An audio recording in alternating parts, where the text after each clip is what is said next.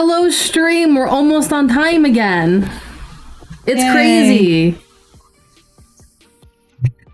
Have a dog view. Zeva. Hey, look at me. Look at me. Saying no. Doggo. Absolutely not. Apparently. We've got 3 of 4 already.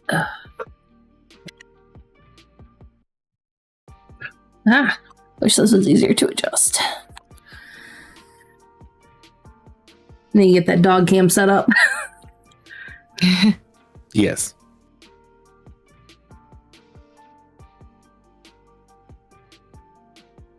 I would say I'd have Nosferatu cam set up, however.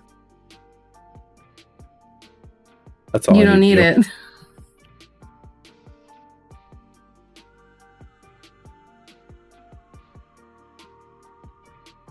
He's mad at me Why? because I was gone from the house from noon till 5. Actually, like 5:45 today. How dare. Yeah, how fucking dare you? What's he gonna do if you aren't in the house for regularly?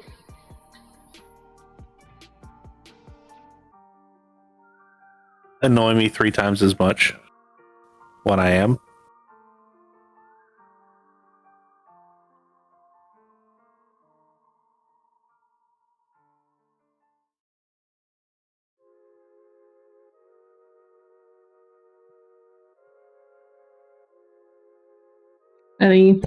Anything else from anyone? Oh yeah, hey Faye, did you listen to the first episodes of the Magnus Protocol? Oh, I didn't know what was out. Yeah, Tumblr's been blowing up about it today. I haven't been on Tumblr. Why didn't you say anything? Because I didn't get onto Tumblr until like 20 minutes ago. No, but I'm absolutely going to tomorrow or Saturday. I didn't know it was gonna drop today either. I've been putting out fires at work all day. I don't know. Oh, if they're like 20 to 30 minutes like the other ones were, I can listen to them on my way into work. I can look it up. It's fine. It's not that important. But yeah, no, I'm probably gonna be listening to them on my way into work. Woohoo! I hope my water comes back soon. Sorry, go ahead. It might just be out for like the backers. I can't find it on Spotify, so that's fine. I know to keep an eye out for it then. It's probably like a week early or something.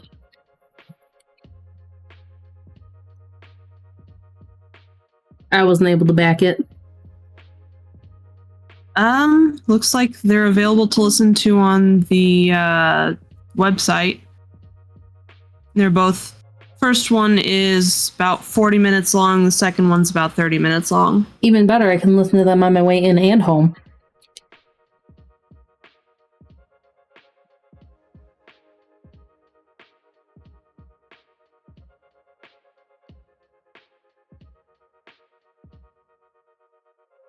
Well, instead of sitting here in silence, do we want to move on, or? I'm good to get this going if you guys are. As am I. Sure.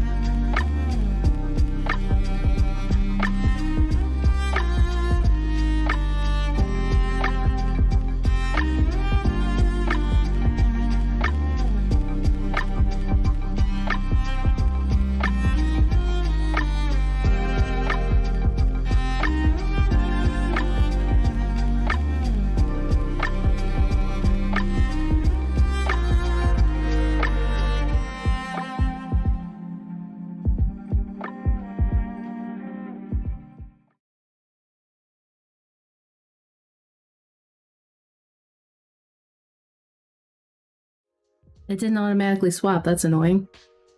I need Aw. to fix that apparently. R.I.P. Anyway, hi Kraken. Good evening, stream. Evening. Welcome back to Midnight on the Circle, everybody. Yay! That was Yay. very loud.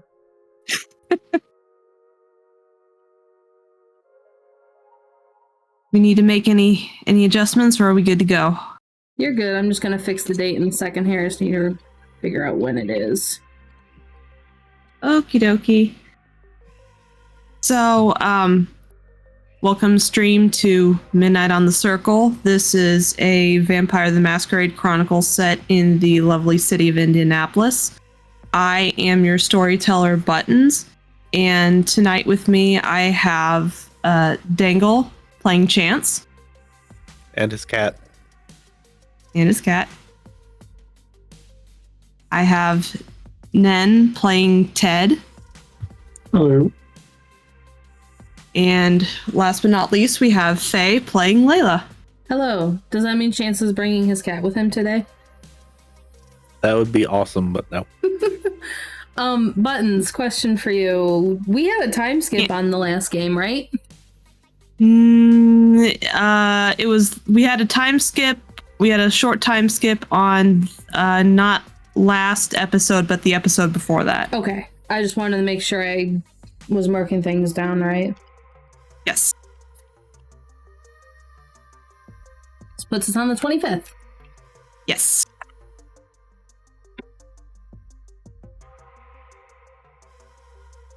All right. And with that, once again, Midnight on the Circle is a World of Darkness chronicle, which means that dark themes can and will be brought up.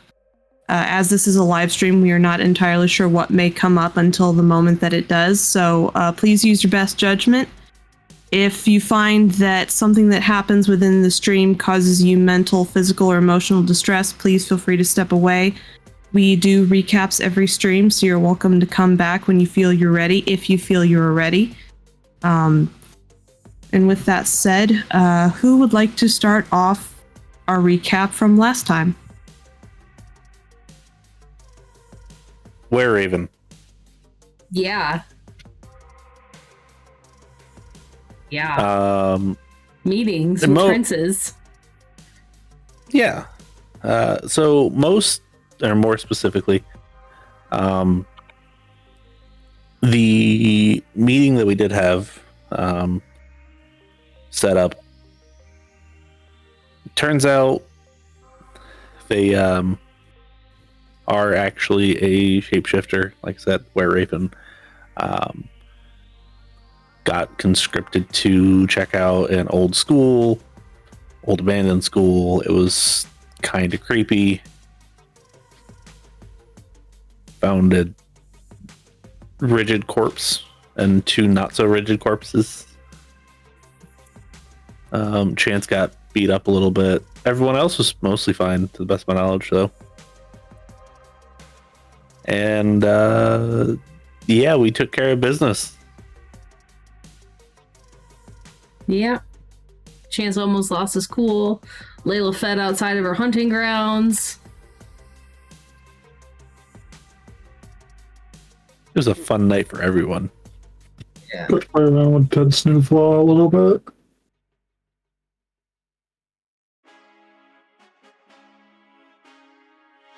Wonder what that is.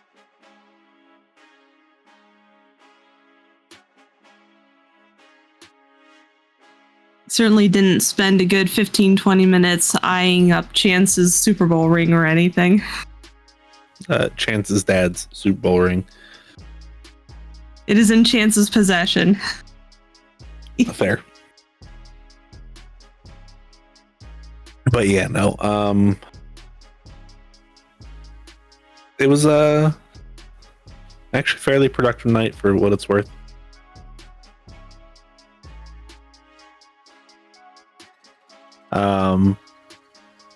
So yeah, I think honestly covered big things. The questions we did have and that we did ask weren't really able to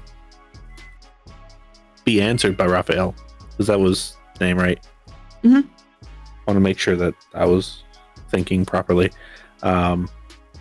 which was a little bit sad, but whatever. We work through things, and things don't always play out like we want them to, so that's fine. And then we got some more meetings set up. Yeah, with the prince to relay what we found, and then with the venture Primogen to see if we can get any extra information from him, and to introduce him to Chance. Yes. And Ted by proxy. Naturally.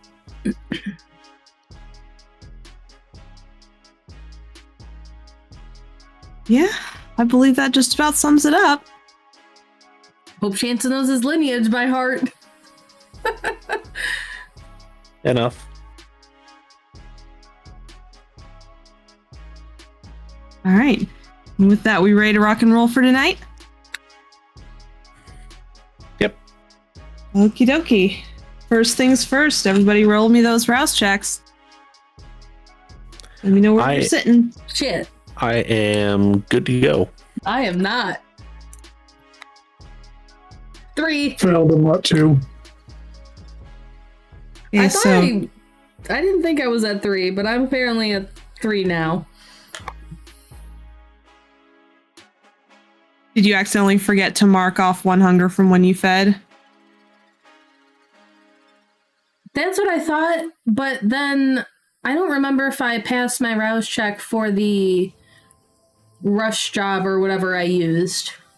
That might have been it. Yeah.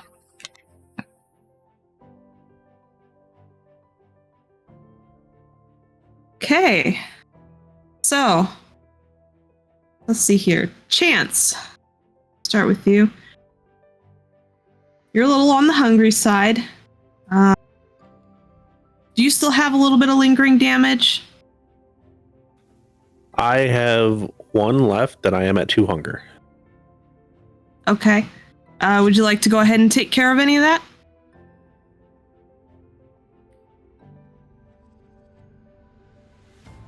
Well, I believe I have to take care of the damage.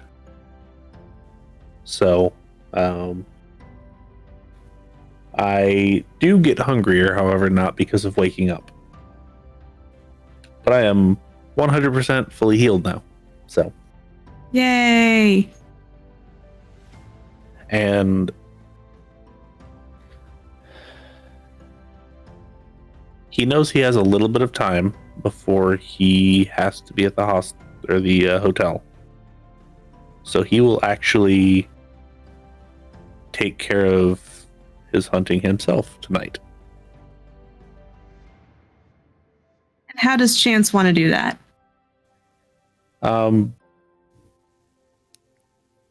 Going to the more tame side, first and foremost.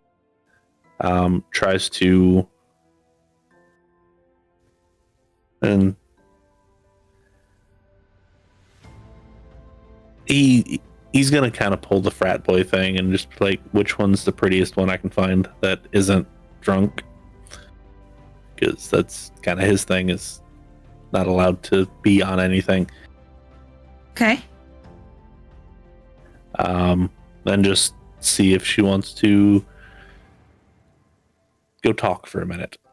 Okay. Either charisma and manipulation or charisma and persuasion.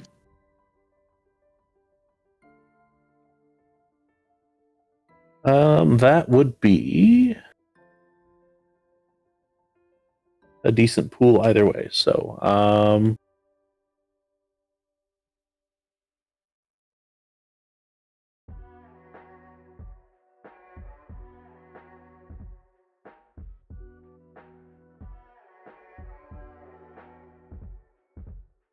what is 4 going to get me?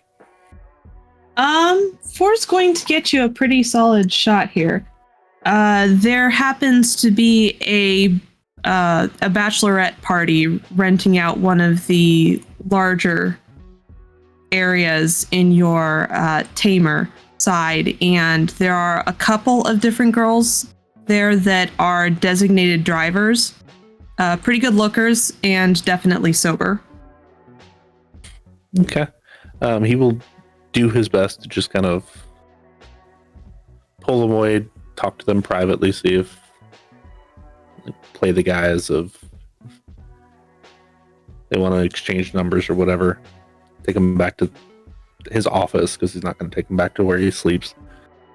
And try to wow them and then feed off of them, but only for 1 dot of hunger. Okay.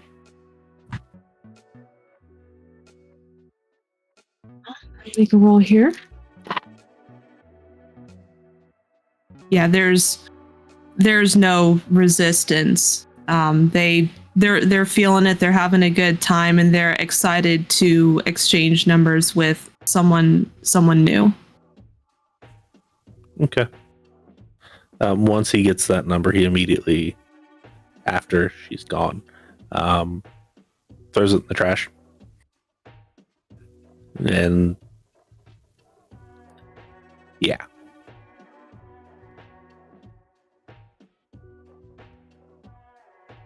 When you're done, they walk out and head back to the tables to a chorus of wolf whistles and clapping and laughter.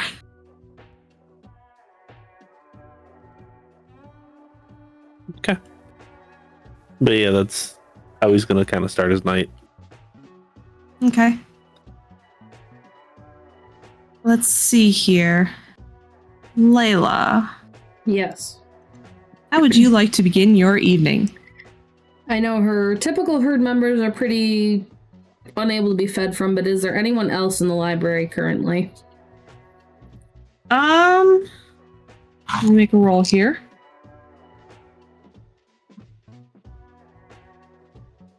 Yes, it looks like there is a looks to be maybe a college kid, a little on the older side, maybe a junior or a senior or a super senior or something like that, who's stayed late to study something. Cool. Got his headphones on in the corner and just kind of ignoring everything else. Yep. Let me double check how this one works.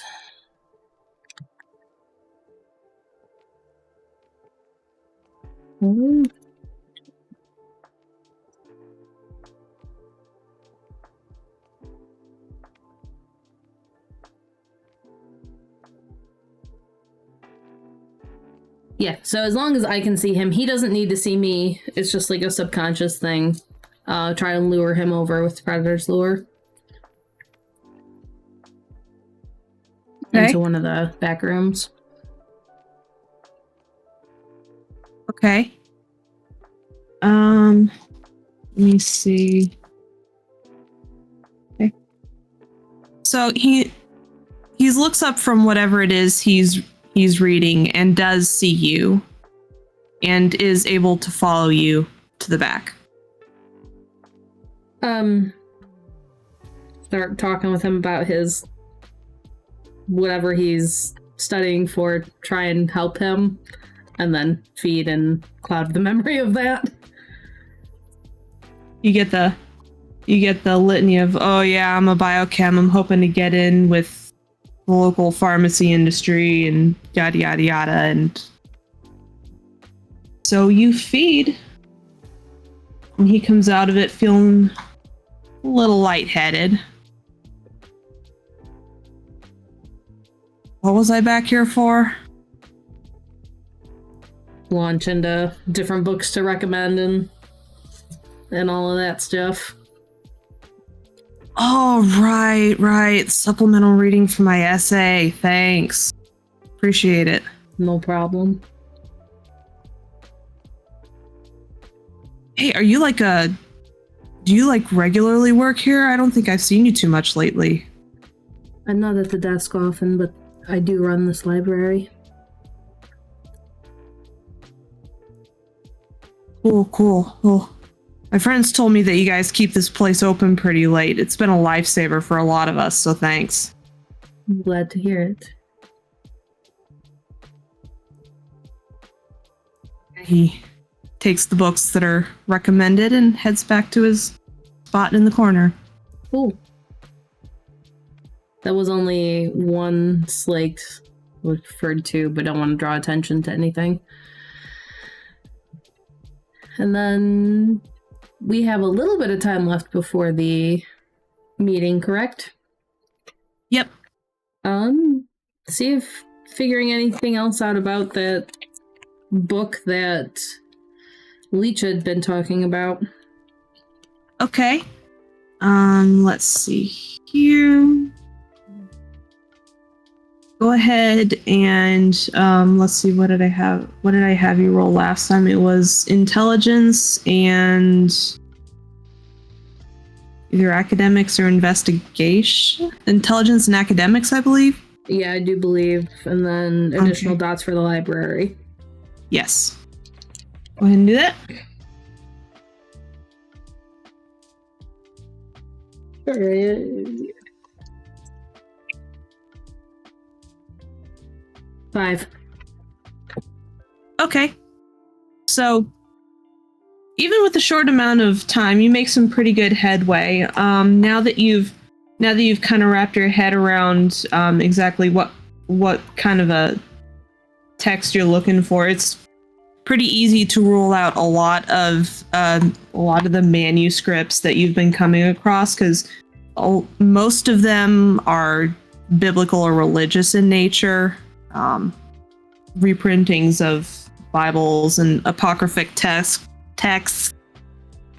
You come across 3 different manuscript style productions that you think might be. There's the Codex Seraphinius, which is more of a modern production of an old style manuscript. It's said to be just kind of an art piece, but some people are adamant that there's more to it than that. There's the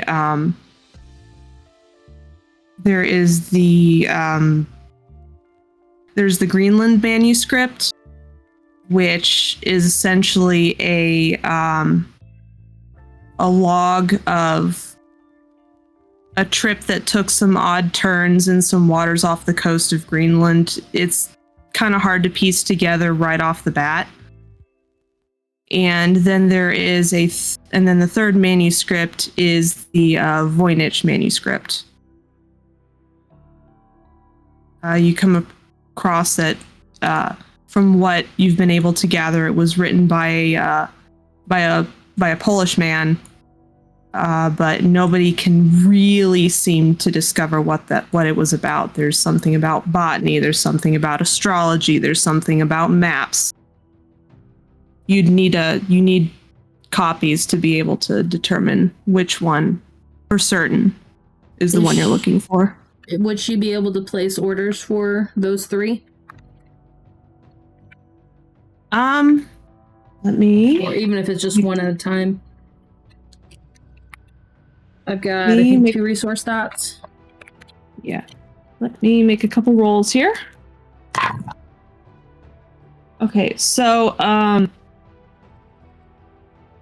the Voynich manuscript and the Codex Seraphinius you might be able to get through your connections to other libraries through the network that they do trading around.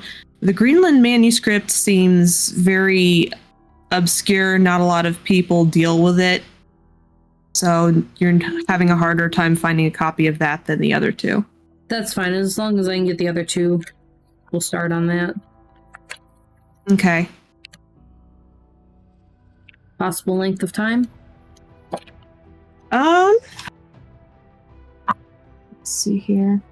The Codex Seraphinius you can get pretty readily. You can get it from Amazon, a local bookstore.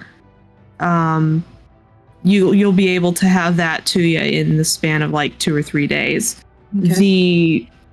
A copy of the Voynich manuscript, there aren't most of the big sellers are going through some of the bigger universities. So buying it, you'd essentially be buying it through a third-party seller. So it would take about a week or two to get to you, depending on where you bought it. That's fine, as long as we can get both of those started. Mm-hmm. Okay. That's what she spends her time doing. Okay. And that will probably take you right up to time. When it's time to start prepping and all that. So with that, we will jump over real quick to Ted. How would Ted like to start his evening? It's not going to feed right now, so what he's going to do is look for ways to make money in a less reputable sense by looking for the less reputable pawn shops that won't ask any questions on where something came from. Okay. All right. So, go ahead and give me wits and streetwise.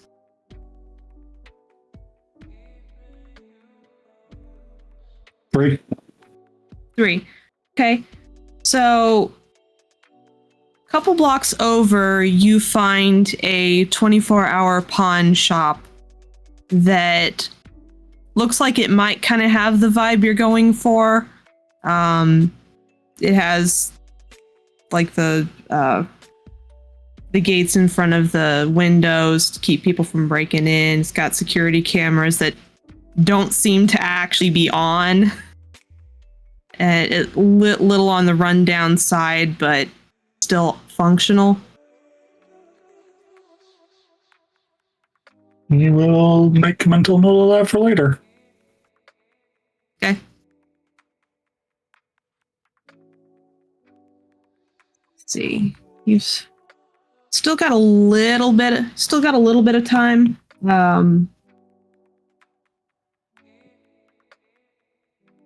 Fresh my memory, did Layla tell the others about the meeting with the prince? She did, didn't she? Okay, Yes. Good. That's what I thought. Just wanted to be sure. So you've got a little bit of time left before you know you need to start heading over to meet with the prince. Is there anything else you would like to do in the meanwhile?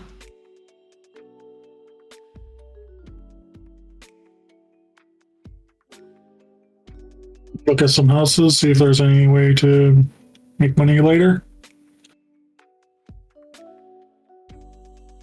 Okay. Let's see. Go ahead and roll me wits and streetwise again. Only 2 that time. Okay. Nothing particular really solidly catches your interest. You think there's a little bit of a slightly rundown house that you might be able to case a little bit later, but nothing really sticks out at you.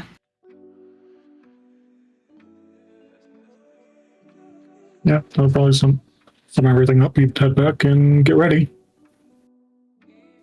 Okay. And then, as far as Chance is concerned, honestly, we'll just kind of try to do some pre-planning as far as the actual business is concerned. Make sure that everything's in line. Make sure he's got at least a couple days worth of work done before actually being able to head out. Okay. Everything seems to come along pretty nicely.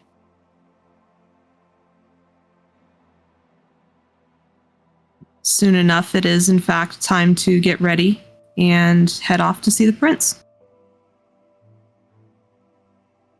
Layla's going to get Ted again and make sure he's presentable. He is in fact presentable this time. And Chance will, as much as it pains him, be sure to drive one of the sedans.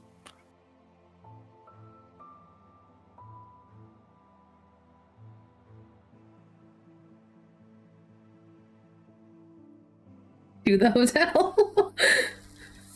Okay. Go ahead and give me dexterity and drive. Whoever's driving.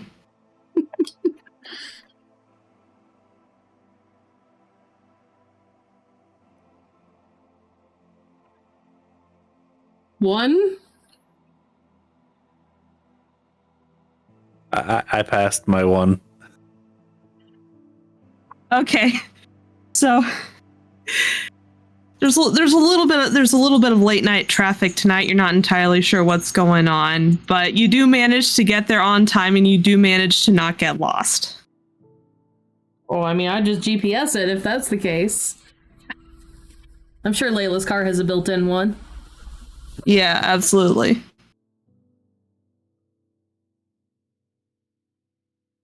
But you do make it to the hotel, and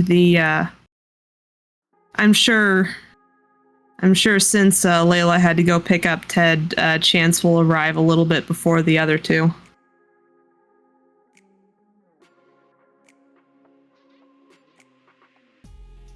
Once y'all get there, you're buzzed in by the security. You go straight up, check things out elsewhere. Yeah, we're meeting with the prince. We're not messing around.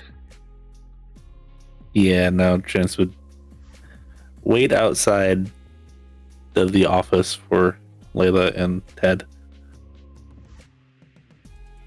All right. Once you're led in and you are escorted up to where the prince has agreed to meet you.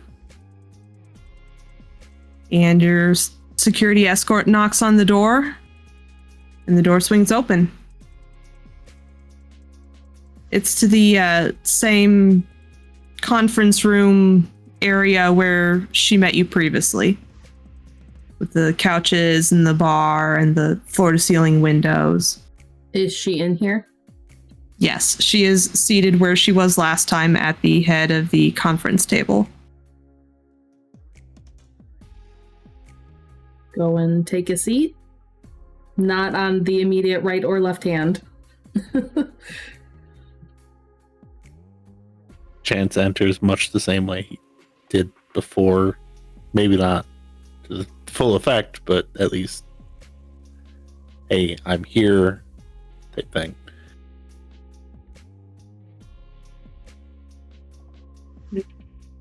Ted would actually say good evening to the prince because he's not rude.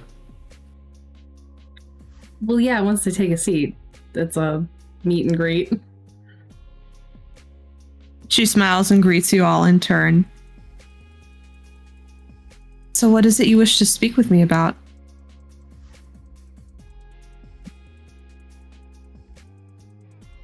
Well, we met with Raphael, and he had us help him out with some issues. We found more of them things that we found back in the tunnel. Tell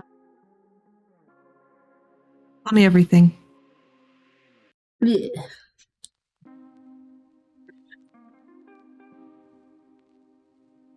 Huh. Wasn't aware of many disturbances down that way. That was a very quick turnaround. This one seemed newer. Not fresh, but new.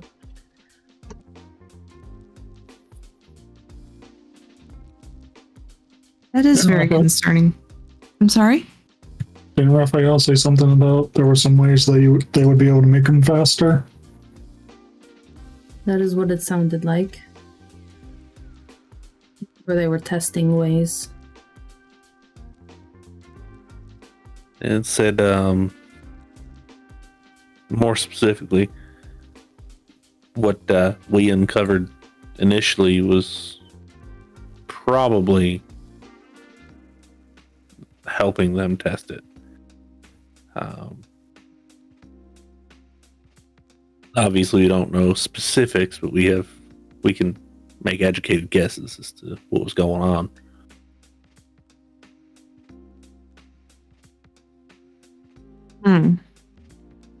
That is very concerning. Was there anything in particular that stood out to you as different this time around? The knives weren't necessarily held in the hand, they were more attached to it. Trust me, I got very intimate with that part of it. Her eyes kind of widen.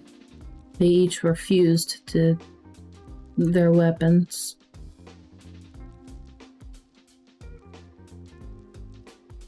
That is pretty typical of a species?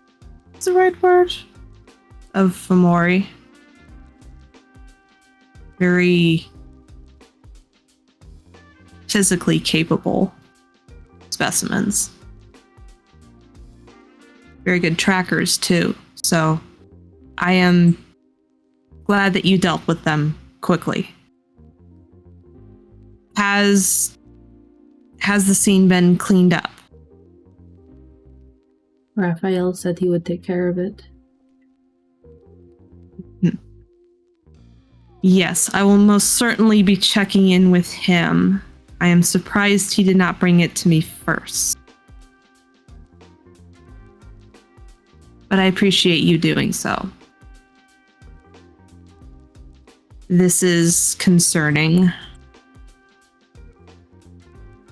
Was Raphael any help whatsoever in answering your questions? I know his people can be very hit or miss depending on their mood. More or less.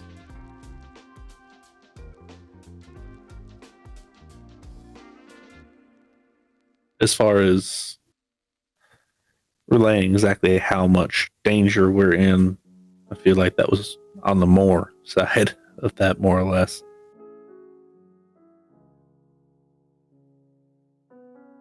Yes, the Koraks do like their little dramas. You are, of course, in danger, as are we all, but exactly how much, I believe I'll leave that up to you. Since this has come under my jurisdiction, and since you helped resolve this issue, which would have ultimately fallen to me as it is, are there any questions I can answer for you regarding this? How many other areas like this have been found? Recently, She at said- least. She nods, sits back and thinks for a minute.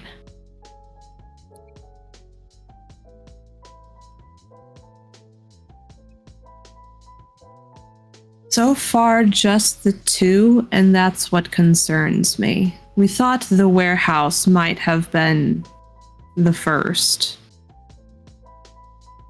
However, since examining what was left on the phone that was turned over and questioning Danielle on the nature of her visitor from out of town, I believe that to be unrelated. It concerns me greatly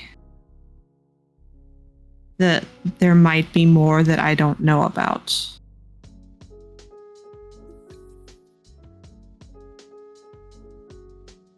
You said there were more of those werewolf markings in the school? Yes. Mm-hmm.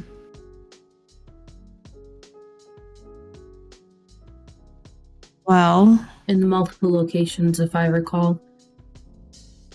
not surprised. Larger empty buildings like that provide a lot of space for experimentation. I will have some teams make some concerted efforts to sweep some of the more thoroughly abandoned places. and see if we can dig anything up. Hopefully we can.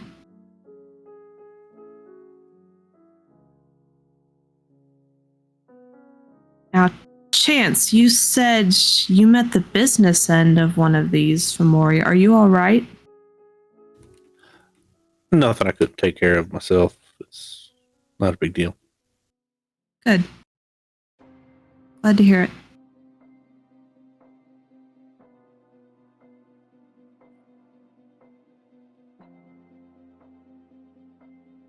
That was all we had to report, I believe. Are you wishing to task us to continue to look into this?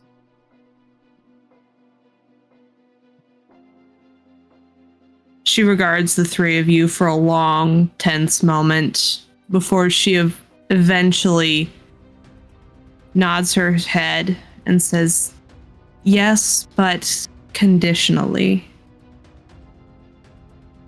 I would be very careful poking your noses this close to werewolf business before I've had a chance to talk to them."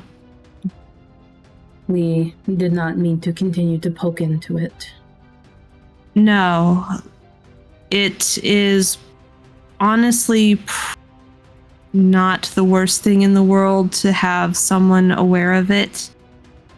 I only say that because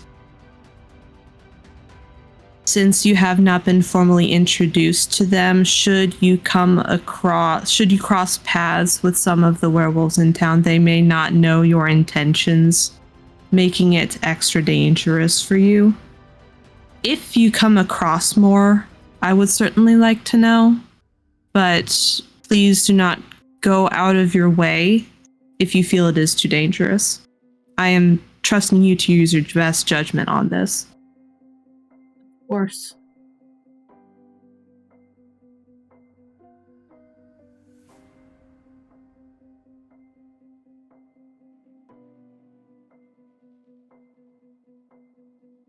Well, I believe that's all on my end for now. Anything else the rest of you wish to add? I don't believe so. At least not on my end. I don't think I've got anything to add. No.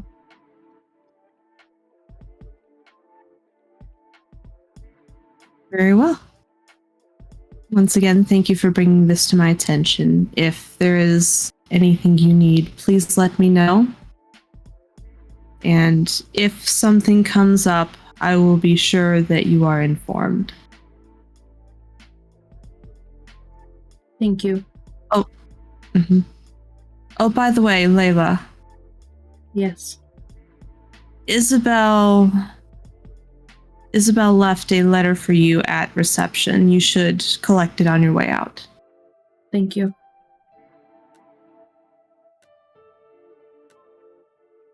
Good evening and stay safe. And she will stand and gesture to the door. Who is Isabel? I don't remember that name. She is the leader of the local Tremere. Oh, right. Right. Okay. Exit with everybody else. Yep.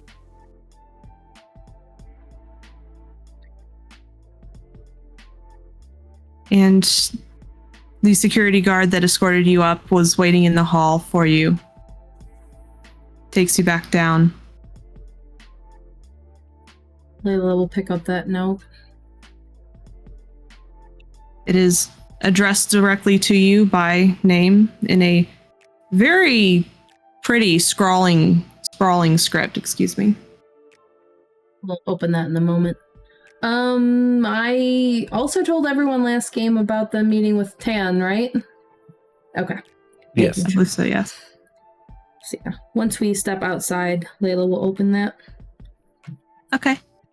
It is a very short letter that that just says, "My apologies for the delay in speaking with you further on what we discussed.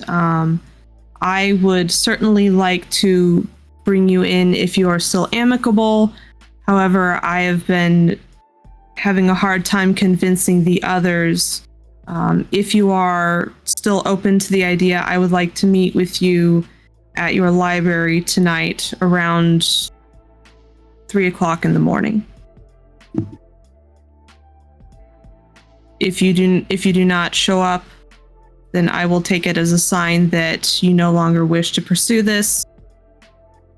Otherwise, I will meet you at your library."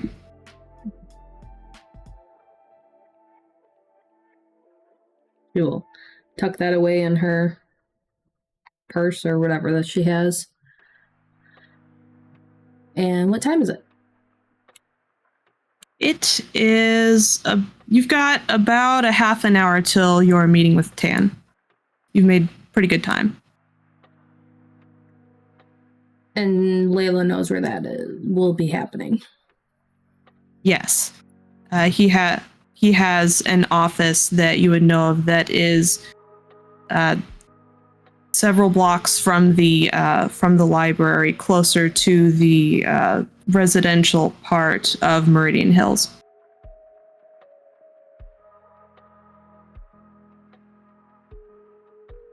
Would we like to carpool to Tan's, meet at the library, and then go to there? Or how would you like to do this?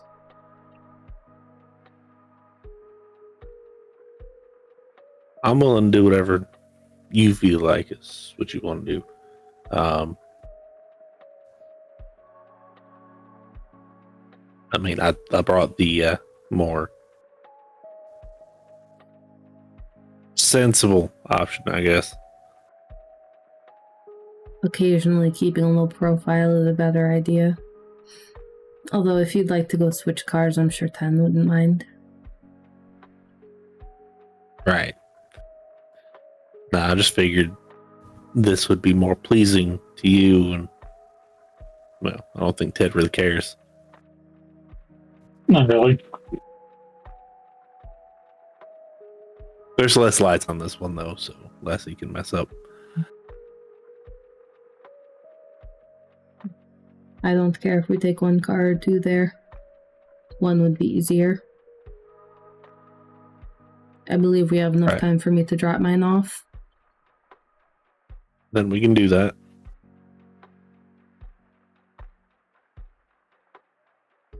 Layla will get in her car and head to the library again.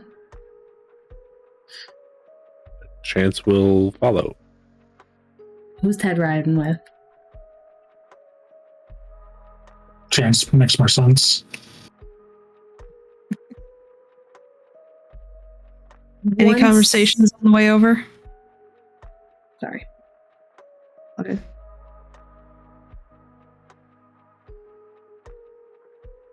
Does Ted want to have any conversations?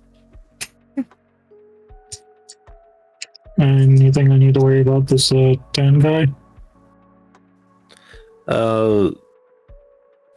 Well, if I had to guess, he'd be like me, except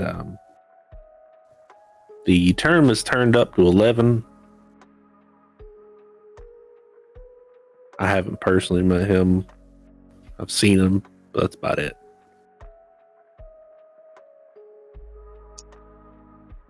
I suppose we'll see how it goes. Right.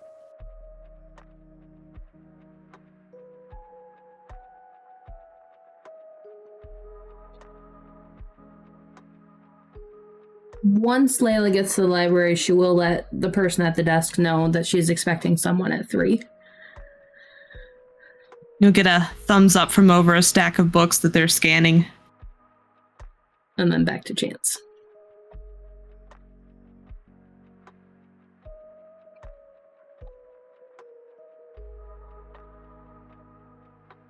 Chance will just go where directed. Dengle has to go take care of something real quick.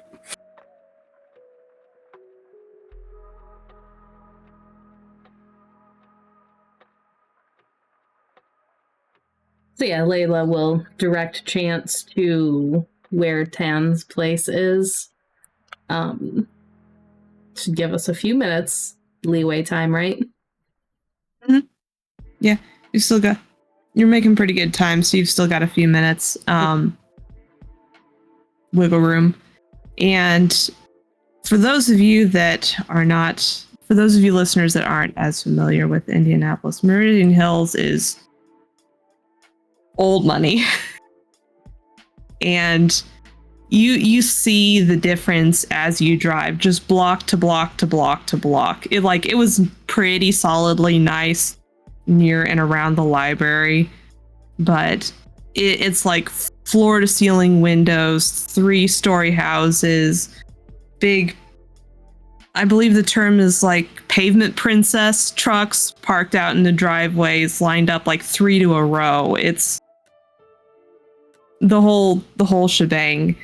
And after a minute, you come to a not necessarily a less impressive house. It's impressive in different ways. It's got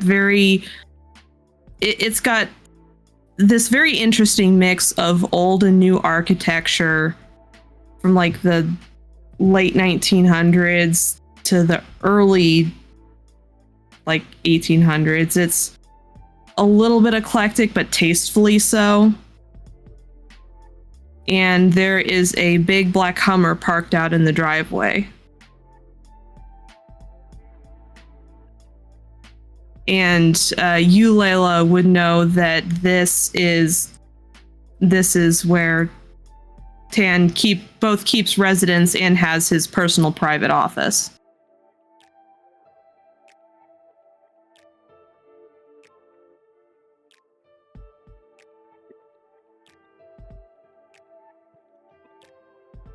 I'm pretty sure by the time they got to Meridian Hill, Ted pretty much had his face pressed against the window the entire time. I'm sure he does. Like just the outside decorations of some of these houses would probably have Ted drooling if he still could. I mean, technically.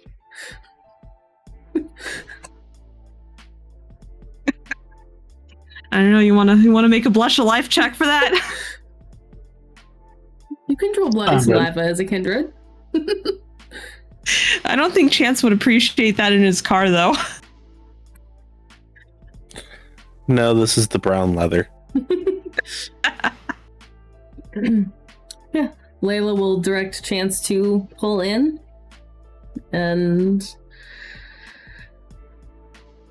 kind of steal herself for a moment and then get ready to go.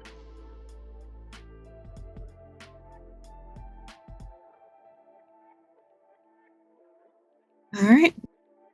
And so you walk up to the door, kind of preparing yourself for whatever's ahead, and it's a buzz-in doorbell. So you press the buzzer, and a surprisingly cheerful voice. Layla, you would probably be used to this. Director Tan's residence, how can I help you? This is Layla. I'm here for the meeting. Layla, good to hear from you. Yes, I saw that you were penciled in. Come on up. And you hear the electronic buzz and the door unlocks. Lead the way in.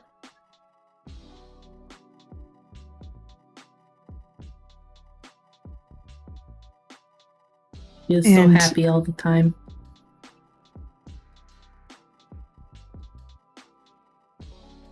Sounds like it's a problem with you. Just surprising. Some people are happy. Some Shouldn't be people are surprising. content.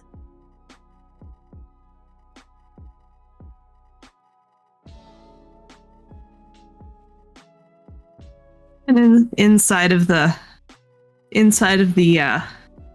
building, it is very, very similar in feel to the outside of the building. A mishmash of architectures that are put together to kind of give the feel of both a house and a office space at the same time. It's nice until you look at it for a little bit too long, then it starts to feel a little weird, especially with the fluorescent lights where you feel like there shouldn't be fluorescent lights. But inside is a to your immediate left is a staircase that looks like it goes up at least two more floors. You only saw that the building was 3 floors, so you assume it goes all the way up to the top. And that's where Layla would know that Tan's personal office is. And coming down the staircase is a young woman who looks a little bit younger than Layla, who Layla would know to be Amber, his ghoul. And in that sickeningly sweet voice of hers, "Oh, good, it is you. I was a little bit worried I was letting the wrong person in. Come up, come up, come up. He's expecting you." Thank you.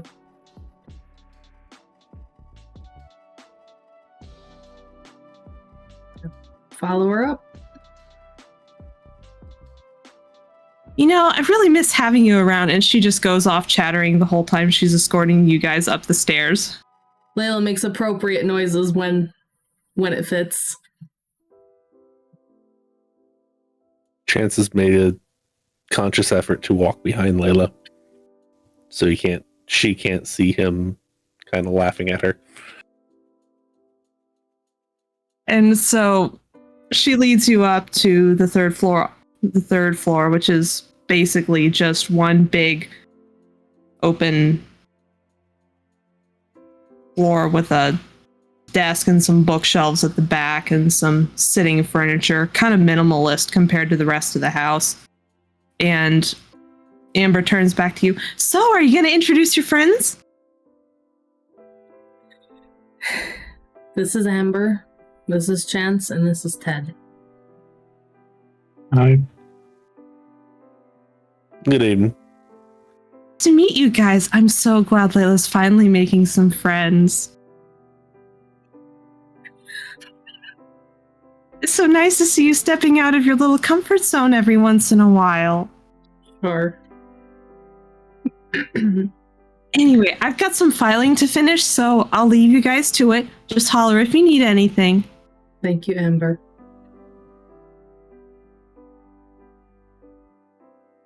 She scurries off to do whatever it was she was doing before you buzzed in. Go ahead. Sitting at the talking about. Mm-hmm.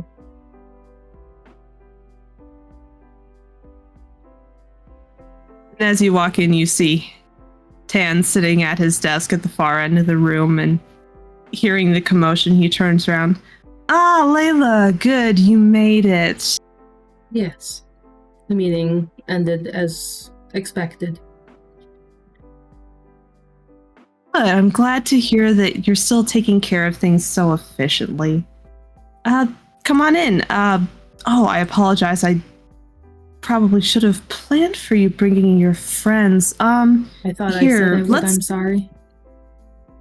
No, my mistake. And you can kind of hear a little bit of a saccharine edge to his voice as he gets up and wheels the desk chair over to the sitting area where he has like a leather couch and a recliner and a low glass coffee table set up.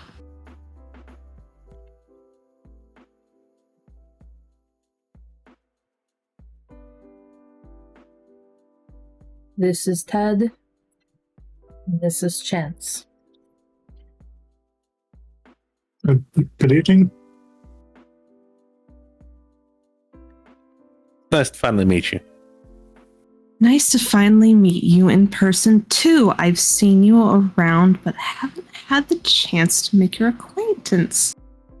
And he'll specifically hold a hand out to Chance. And Chance will take it and shake it accordingly. We're all busy. It's fully understand you're more busy than I am, so I work around your schedule. He smiles a little bit. And then he turns his attention to Ted. I don't think I've seen you around much. I'm a new arrival in the city.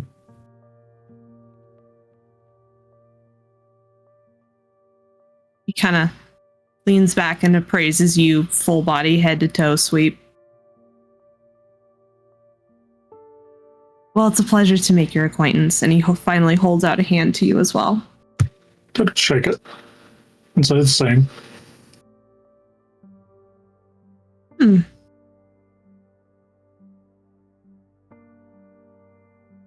Glad to see your friends have good manners. I would not be around them otherwise. That's my girl. And with that, he smirks and takes a seat. Now what can I do for you? If you would be obliging, there would... We've run amok of some interesting things lately, and I have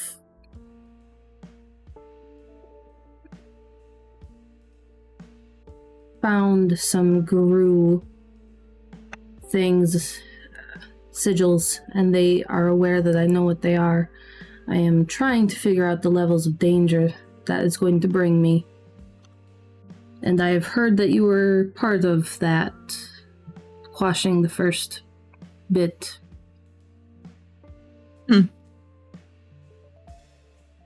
Indeed, I was. He sits, looks at Layla for a long minute. Well, they've certainly made it no secret that the Guru don't like us. So, of course, they're not going to like someone poking their business where they think it doesn't belong, but if it came running to you, as it were, I certainly understand the prudence and I respect it. What questions do you have? What happened? That first... What led to the treaty?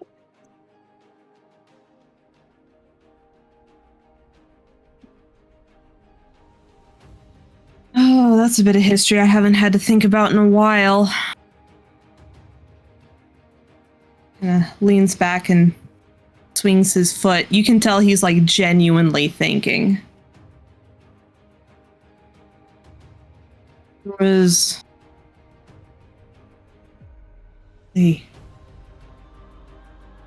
damn near ran us into the ground, I'll tell you that.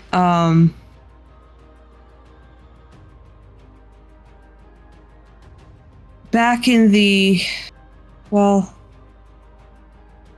So let me start from the beginning. Back in the late 40s, I want to say it was, a gangrel claimed praxis over Indianapolis. Let things get out of hand too quickly. He was dealt with just as quickly. In the ensuing power vacuum, the Sabbat decided to descend like a swarm of carrion beetles and see if they could take the city, since they'd already gained a foothold in Gary, moving south from Detroit. And it was a very long, kind of a Cold War almost, but it just about bled us dry of resources on both sides.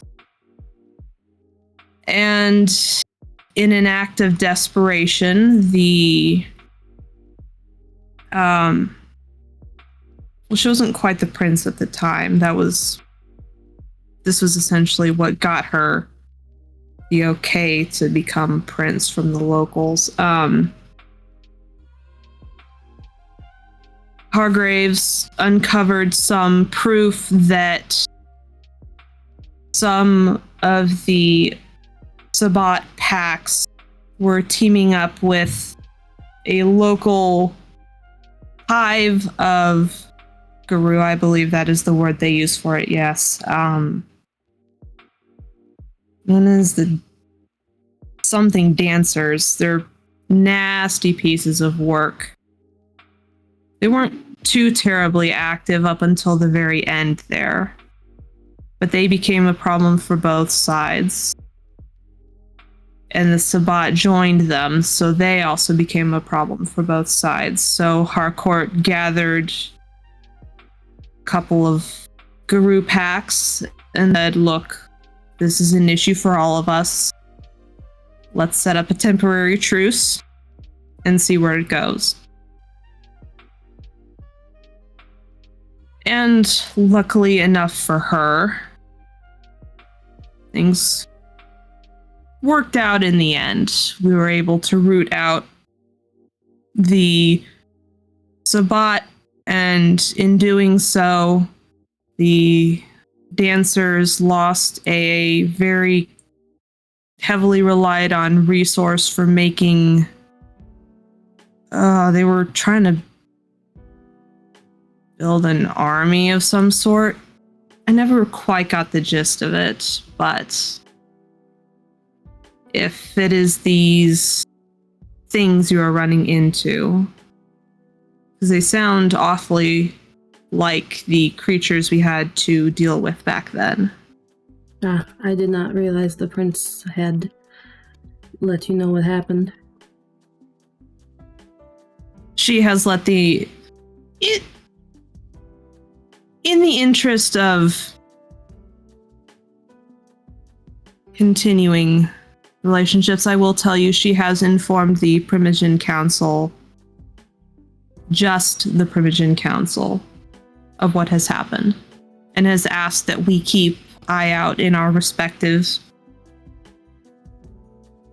areas, and that if there was further activity to let her know as soon as possible.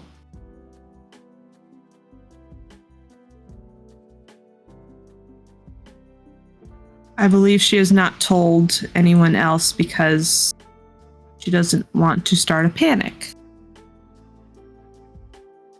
Because I'm sure you can see how that would inevitably happen should this get out to more than just those who are prepared to deal with it.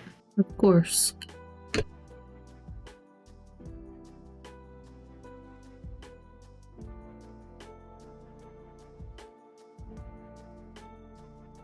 Is there anything with the treaty that would cause problems with this resurgence?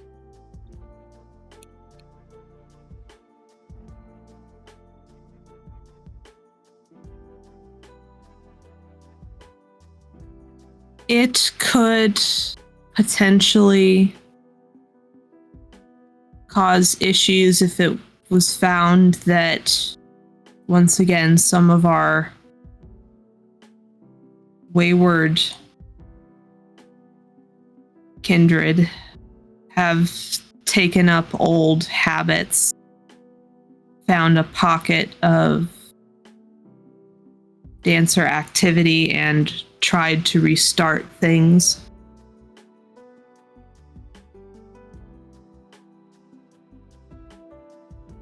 While I was given the gist of what you have run into, I was not given specifics. Is there something you have come across that would lead you to believe that would be the case? Not specifically, I'm just pondering out all avenues that this could lead. Commendable.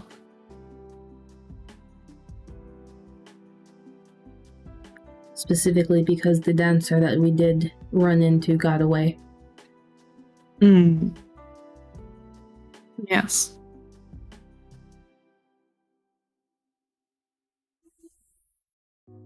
What did you say her name was again? Leech.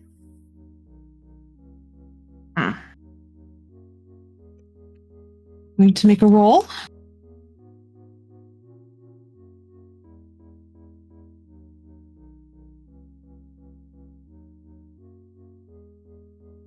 Pan kind of chews on his lip.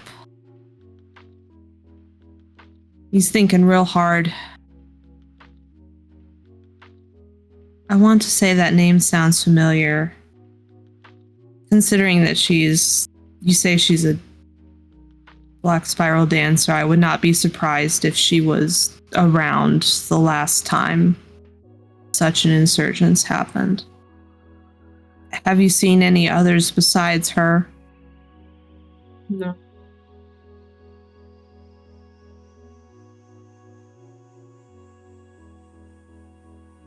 Hopefully it stays that way and we are looking at a leftover relic of a bygone era and not a hive renewed. That would be quite concerning. It would, given the rampant destruction she was able to cause in a short amount of time.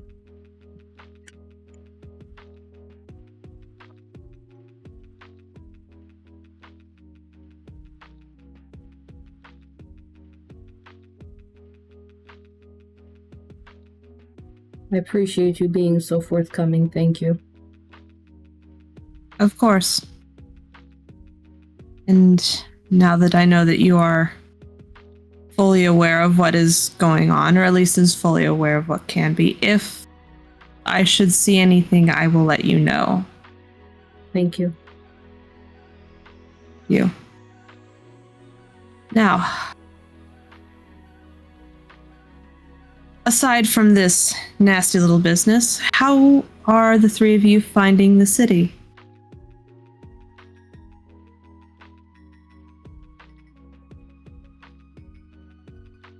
Early.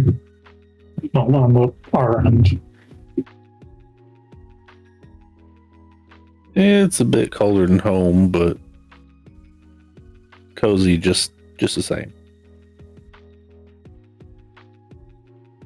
You get used to it after a while. Or at least you think you do until the next winter rolls around and you're digging ice out once again. That was a bit of a shock. Actually having to worry about ice rather than, oh, it's gonna freeze. It never does. That's right, you're not from around here, are you? You're from further south. Yes. Texas by the accent? That would be a accurate guess. I may or may not have acquaintances out that way that I keep in regular contact with.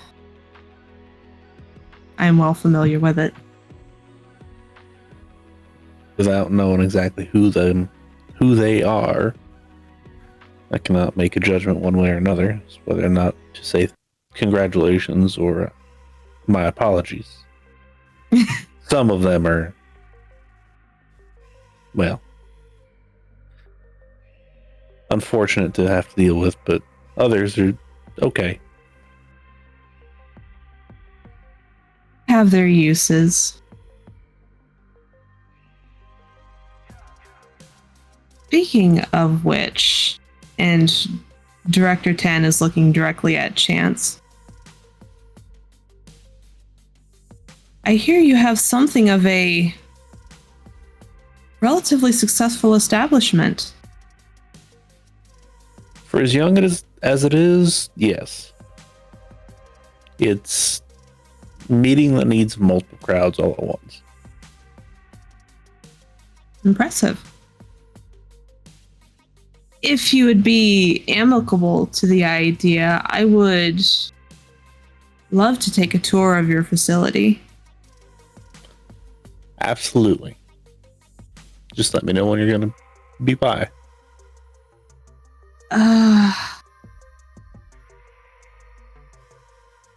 3 nights from now? I will carve out a large chunk of time for you. Much appreciated. I look forward to seeing it in person. I've heard much about it. I hope it's mostly been positive. My assistant's been singing its praises since it opened. Finally, a good establishment. Don't have to deal with that chrome monstrosity up north anymore. I've heard about that. It's I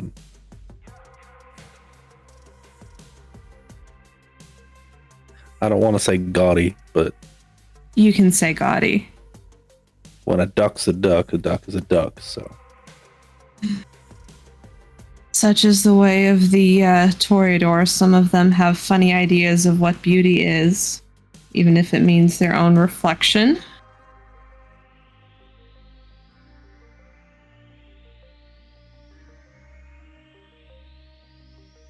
vanity also is potentially a problem. So let's try to steer clear of that, right?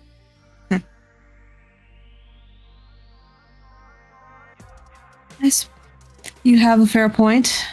I suppose everyone does need their humble moments. Yes.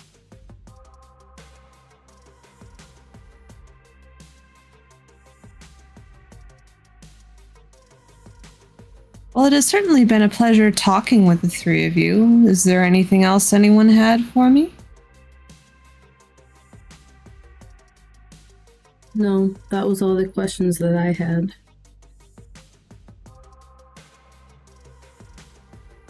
There's one addition from me, and this is specifically from me. If you ever come into needing something done, don't hesitate to reach out. By all means. Feel like it's, if anyone's duty, it's my duty to help you. Kind of chuckles a little bit. I'll be sure to keep it in mind. Thank you.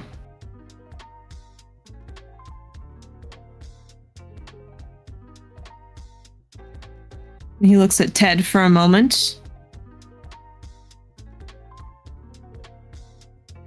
Also, thanks.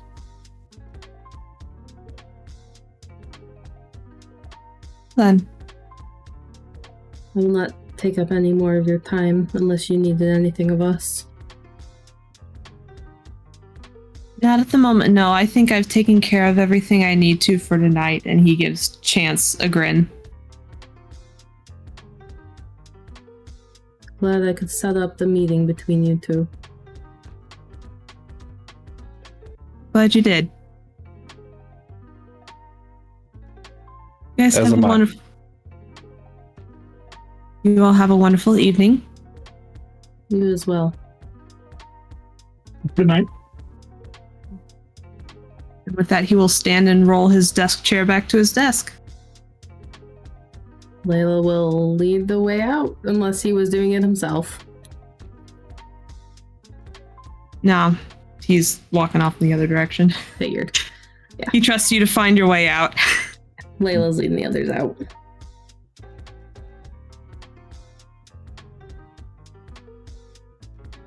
Attempting to avoid Amber on her way out.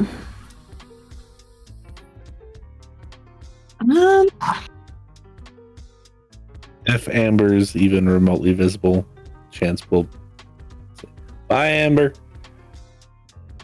was nice meeting you. Goodbye, Amber. Hi, it was nice seeing you again. You should stop by more often. I miss having someone to do paperwork with. Sure. Just awkwardly wave at Amber. Amber doesn't even see it. She's got her head buried in a laptop. And you guys make your way back out to the car.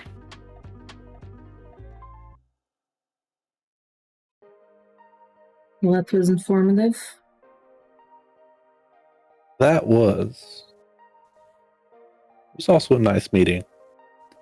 You seem not quite intimidated by him previously now, but you're sheepish about him. I don't understand why. We caught him in the good night.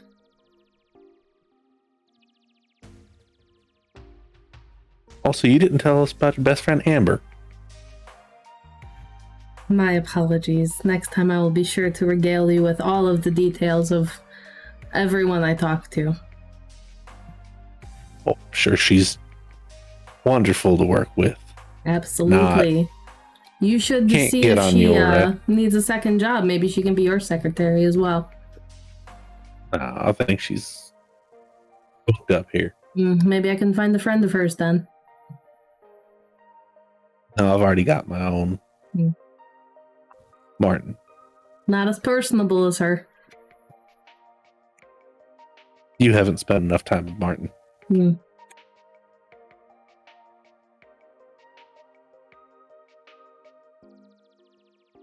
As you are talking, let's see here. Chance, do you have your work phone on you? Or did you leave that in the car? That would be in the car. Okay. So you make your way out to the car, and as you get in, you can hear your work phone going off, whether that's the heavy buzzing on vibrate mode or an alert. It is specifically from your head of security. He will answer it and go ahead. Hey, boss, we got a bit of a problem. Wonderful. What's going on? I don't even know how it happened. Somehow the generator blew and it caused a bunch of electrical problems across the board. We went and did some investigating, and it looks like it's been tampered with, but whoever got to it spray painted the security cameras. So we're not entirely sure what happened. We just figured since you were out, if you had seen anything out that way or wherever it is you are, give you a heads up. All right. I'll be back in a little bit. I gotta drop somebody off, and then I'll be there. We'll figure it out.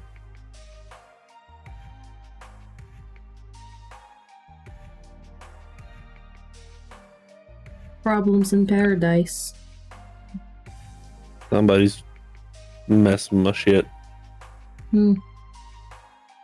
Security doesn't seem like it's doing their job. Well, we'll have a talk, won't we? Apparently you will. Good news. I know it's not Ted, because it was electrical problems. Could have been another shadow. And if it is, well, I guess I'll be Peter Pan and stab it.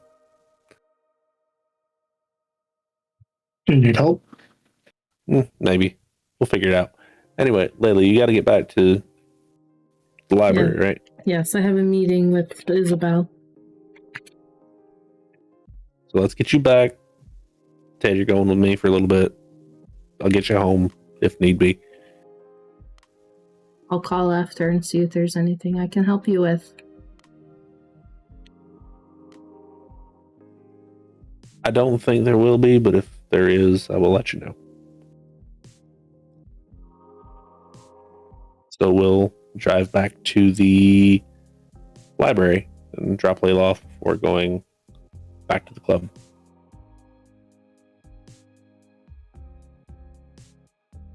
Okay. And when you drop Layla off, Isabel is not there yet. You still have a little bit of time before she's due to get there. Is there anything Layla would like to do to prepare or work on in the meanwhile?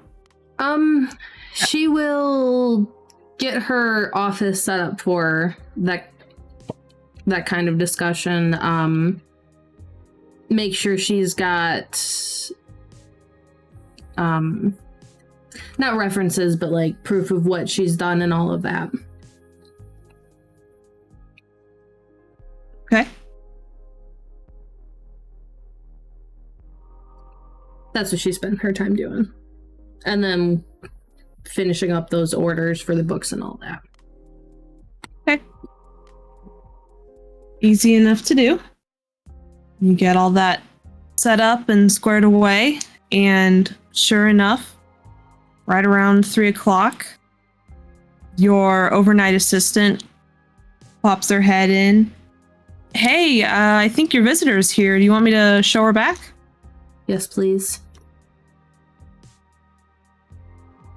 They kind of nod and scurry off, and you can hear muffled footsteps as the two voices are talking, and yeah, she's in here.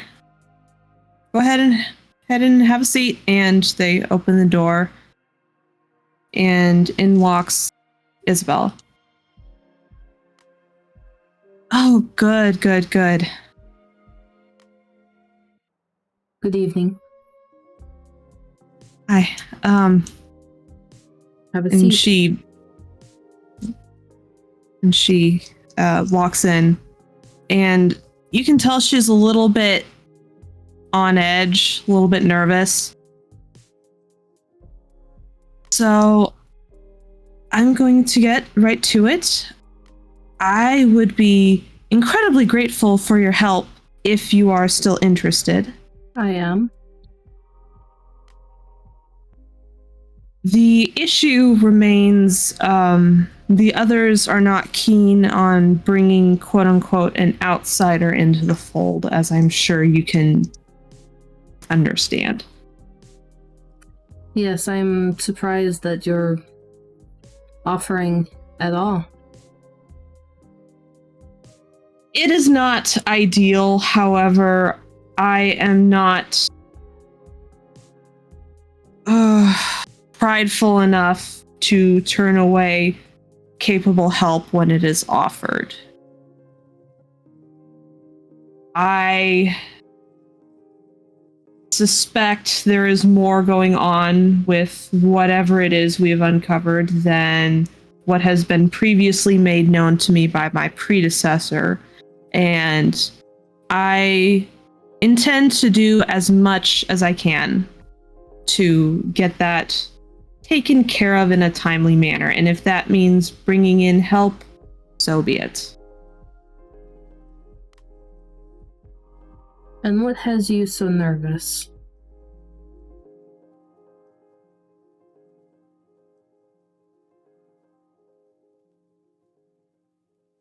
Go ahead and roll me go ahead and roll me either charisma and persuasion or charisma and etiquette. Etiquette, please. Go for it.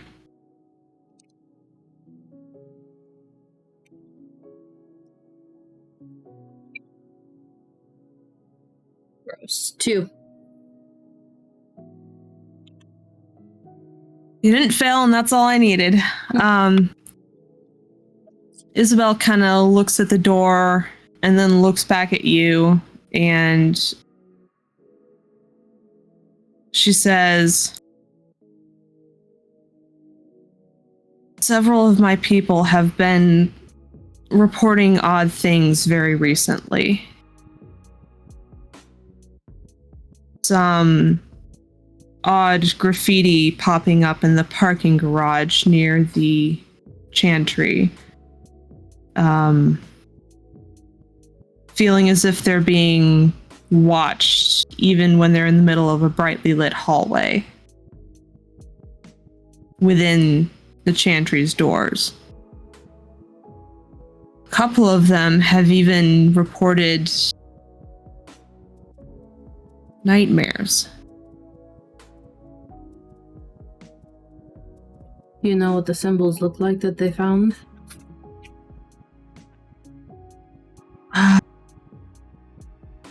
I'm afraid I don't off of the top of my head. They were cleaned up before I was made aware of them. However, I understand that my assistant kept records of what they look like and has filed them away,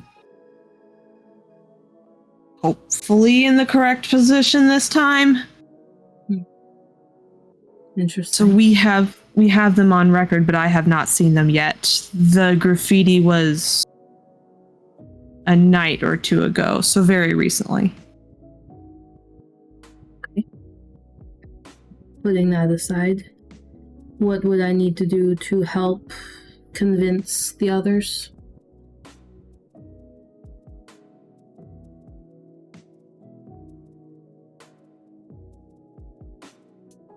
She kind of sits and thinks and looks at her knees for a moment. Before she looks back up at you.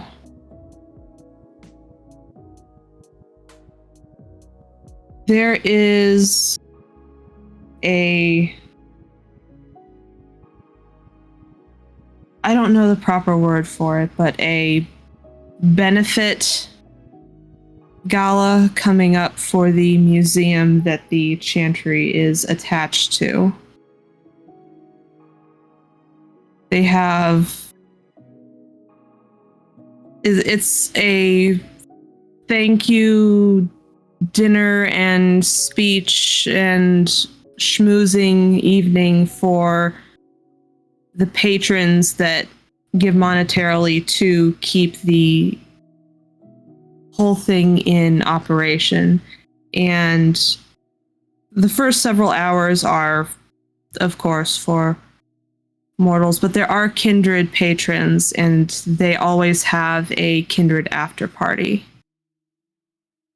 I would like to extend an invitation to that party, to you and your coterie. Come meet the higher-ups that will be in attendance on relatively neutral grounds. You will be there as my guests, so you will be under my protection while you are there. You can think of it as a mini Elysium, essentially. And showing up will help with that? Yes. It is my hope that being able to meet the others on neutral grounds, they will be more willing to socialize and potentially see you for the help that you can bring, not that the perceived threat, I suppose, that they assume you to be without meeting you. Interesting. Layla will slide I'm assuming it's a folder, over to Isabel. And this is proof, if you wish to bring that to them as well, that I'm actually able to do things that I say. That would certainly help your case. May I? Yours. Those are all copies. Excellent, thank you.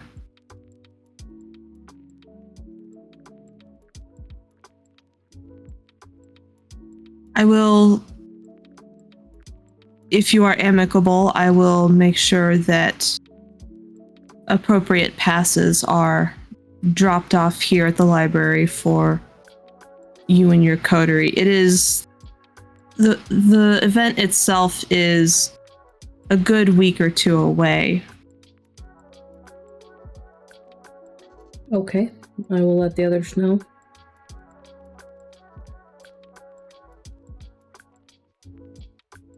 What it's worth, I imagine there will be lower attendance this year by mortals than in years prior due to the issues they are having, keeping illness at bay. I don't mind either way. I would like to see those images, if you don't mind. I'll make sure they're made available to you, at the very least. When would I be able to see them? I understand this isn't part of this, but they potentially could be related to what we came to talk to you about before. I see. If that's the case,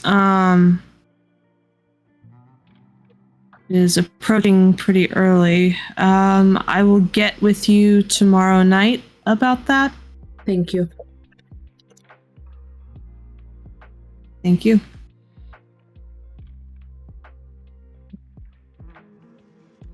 Layla will show her out. And with that, let's swing back to Chance and Ted.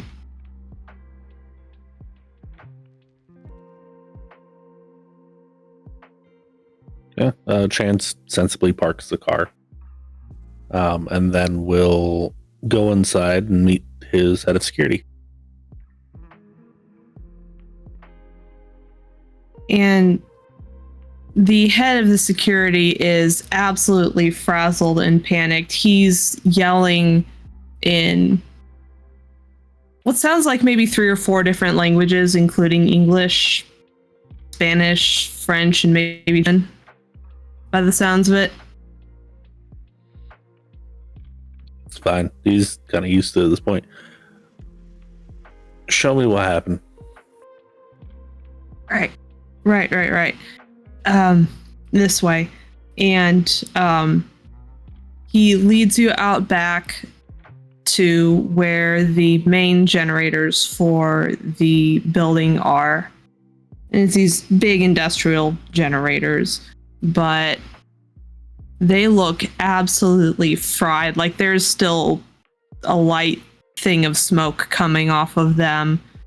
There's a frayed wire that runs halfway up the building that's still kind of sparking just a little bit. Yeah, they hit the security cameras we got over there and over there.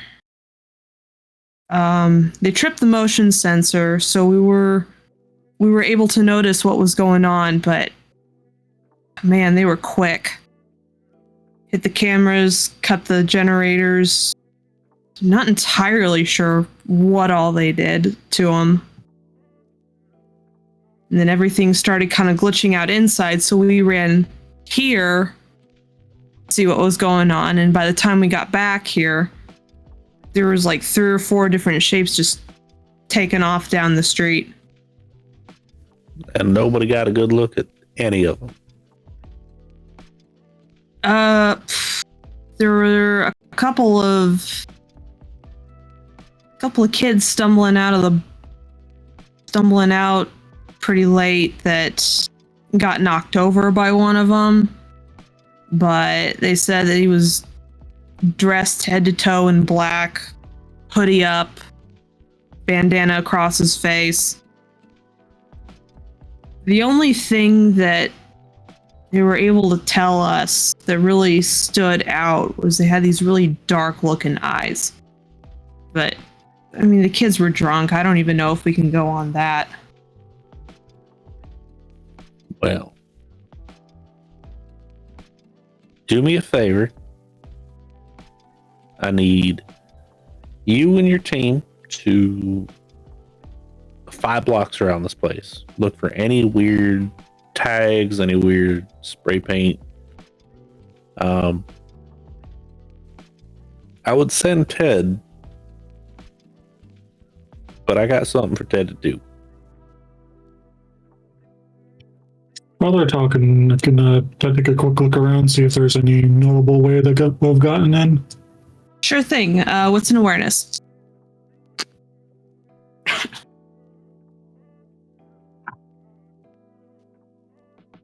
2. 2. Okay. So there are a couple things that catch your attention. There's a catwalk that looks like it leads to a fire escape that like might be used in emergencies for like people that are checking on lights or electricity going through the ceiling, that kind of thing. So you see that and the emergency exit. You see that on the emergency exit, it looks like one of the hinges might have been messed with, but you're a little bit too far away to tell. for sure.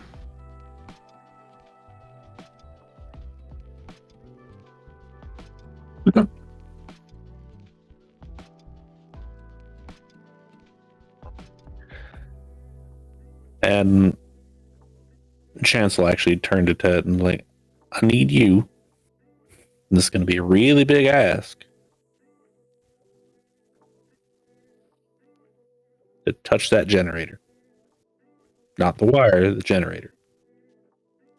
And on the generator. Okay. I'm not even gonna make you roll for it. It is already pretty well and truly fizzled. With a Lasombra, it stands no chance. And it starts smoking even harder.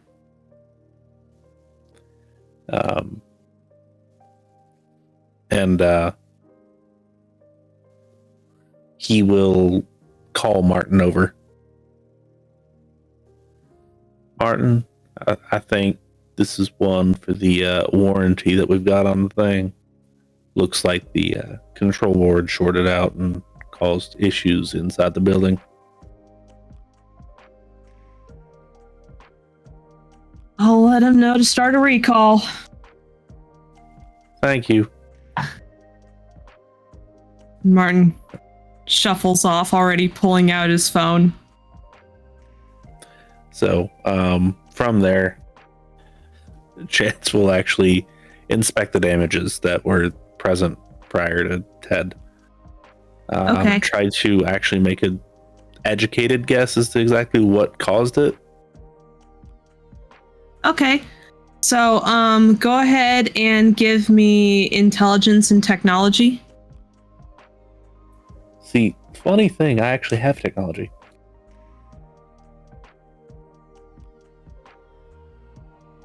I did not do well though. I got 2. Okay. So it kind of makes sense. It's kind of hard to see through the smoke, and there's a lot of internal electrical damage. However, it's kind of odd looking. You see some wires attached to the control panel that you don't remember being there when it was installed. Okay. So we will take those wires and kind of yank them out. Just to make sure that, warranties are upheld and such. And we'll actually go to the immediate area and take a look at the cameras, figure out if they were actually spray painted or if they were just coated with something else or what was going on. Okay. Try to gather as much information in the very localized area as possible. Okay. Go ahead and give me what's an investigation then. You keep asking for investigation. I got nothing. You got nothing. I only got 2, so. Okay. This was mostly just to see how long it took anyway, because some of these things are pretty obvious that you wouldn't be able to feasibly miss. So the you take your sweet time, and lo and behold, it's not just part of the camera that's been spray painted. It's like the whole damn camera is now like the solid sticky black. Like they did their utmost to ruin the whole thing, not just the lens. Okay. And I would make the assumption of can't really make a determination which angle it came from. Correct. So he will actually at this point make his way up to the roof and just make sure there's nothing up there as well. Okay. Let me make a roll here. My turn. Okay. So, nothing strikes you at first, but the more you look at it, the more you think you see something kind of shoved up against the corner of the roof. It looks like it blends in with the railing of the fire escape ladder that's like right by it, but it's like sticking out a little bit. And this entire time, he's been kind of dragging Ted along with him. And he kind of walks over, grabs whatever it is, and starts pulling it. It comes away very, very easily. It looks like it was at one point a spray can for spray paint, but the label's been torn off, and there seems to be a handwritten label that's just scrawled so messily you can't even read it. All right, he will bring that inside, and we'll have Martin accompany him. Ted, you're coming too. Yeah. We'll go up to the office.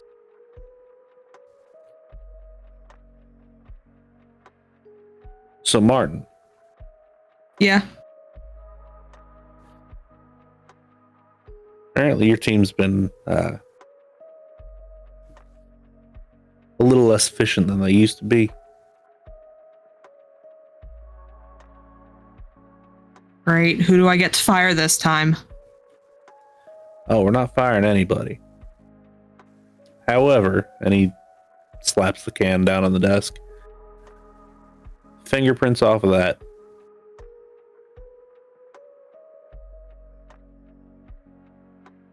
And then, your old profession. Yeah. Whatever that comes up with, I want to see them. Can do. And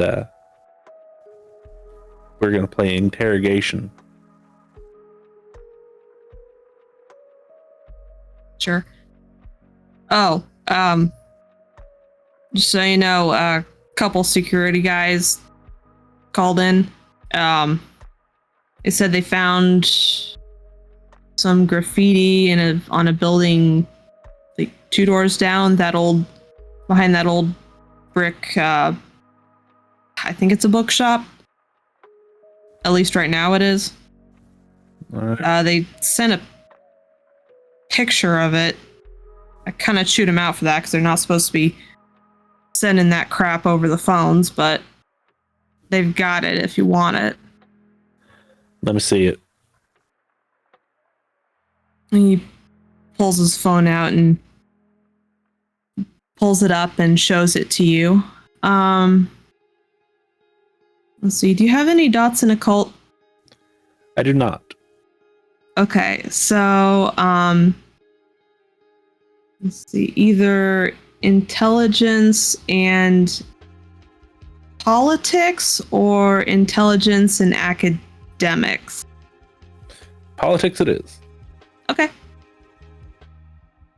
That would be 5 on a crit.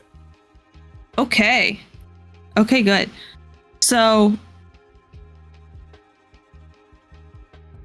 you think you recognize it, or at least part of it. It's whatever it is, it strikes you as a bastardized version of maybe the Sabbat Ankh. It's the top. It looks like how you've seen it described to you, but the top has been kind of twisted and bent into this swirling, twisted, sharp, almost like a spiral made out of vines with thorns on it.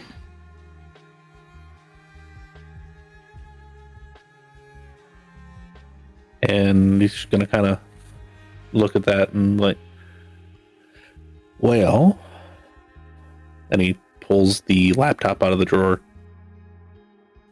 and takes the cord out, connects it to the laptop, and pulls it from the phone before smashing the phone. And then tossing it to Ted.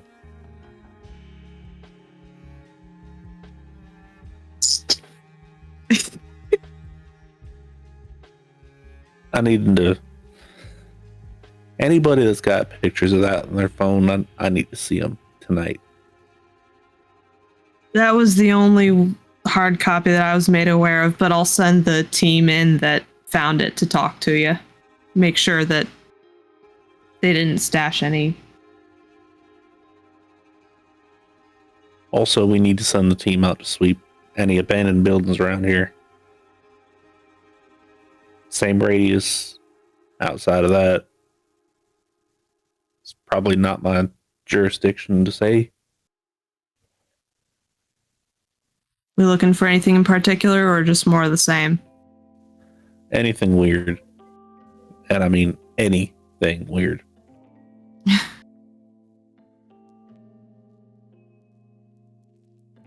Gonna be hard pickings considering everything, but sure thing. I mean, this ain't y'all's first rodeo. You know what to look for. Yeah, it doesn't mean I can't complain about it, though. Yeah.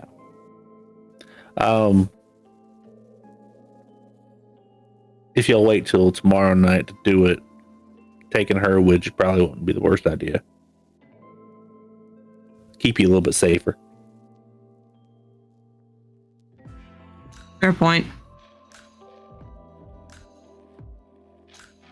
All right, we'll do.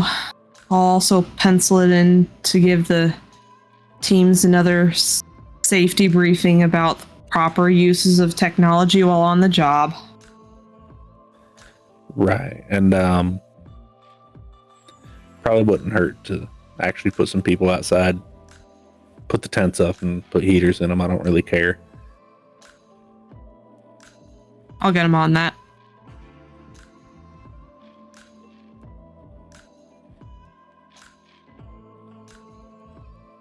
Just let me know what you find. Sure thing, boss.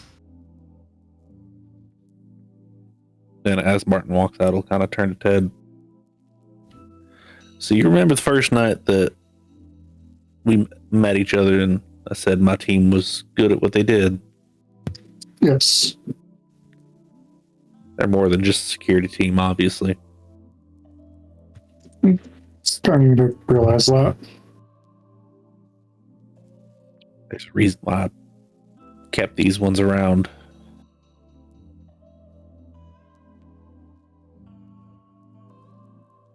That being said, we don't have to tell Layla about that. Let her go by the assumption that they're just a dumb security team. Okay. Also, I've got a my other employee that I was talking about. She's you probably ain't gonna be seeing a whole lot of her. Not unless you come on very specific nights. She's a valuable asset.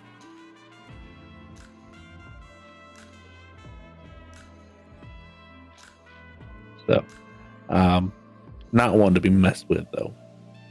She's, again, very good at what she does, and we have a bit of business agreement. I'll do. She might be able to teach you some things, though. I don't know. Might talk to her about it at some point. But in any case, you've got to get home, right? I believe it's getting close to sunrise. All right. And he will take Ted downstairs and just find the first person that's available to drive Ted home.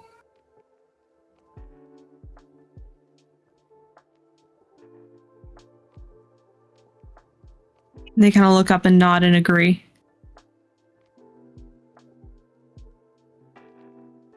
He will say his goodbyes to Chance. Have a good rest of your night.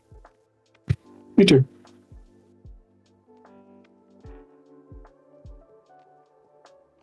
Chance will go back into his office for a little while. Okay. I imagine about that point, you said Layla would call Chance? Yes. That's about the time you'd get that.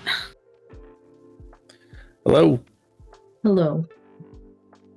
How did your incident turn out first? Well, obviously I can't show you, but we found something that might be something more up your alley. It looks familiar to me, but it looks odd. Don't tell me it was a painting or symbol of some kind. Looked like graffiti. Interesting. During my meeting with Isabel, apparently they found some as well. I'm going to look at that tomorrow. Right. Well, for long and short of it, looked like a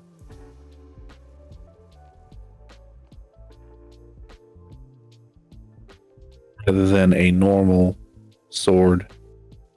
The hilt of it was a bit twisted, had like vine-like structures built into it, specifically the pommel, I believe. Wonderful. So that's a very basic idea. I do have a secured picture of it that somebody was dumb enough to send over airwaves, but we fixed that. Good. But also good that you do have it. They apparently have it filed with our friends at the museum.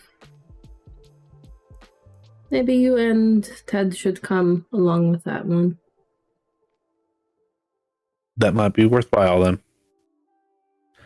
Compare. Yes. Would you like to go to a gala? Oh, would I ever? In about a week with those same friends at the museum.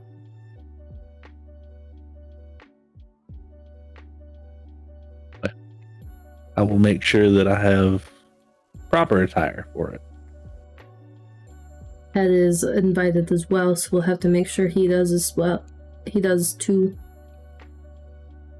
I'll get my tailor Good. to if you want something custom made as well, I can probably swing that. Might be worth it. Wouldn't do it to embarrass myself or you. Less worried about me. And I don't think that you'd embarrass yourself, not intentionally, and if it was at all, I don't think it'd be very bad. But Doesn't I'll set up hurt. a meeting I'll set up a meeting with the tailor and we'll get everybody's measurements and get them working on it. Good. So we'll plan on meeting tomorrow night.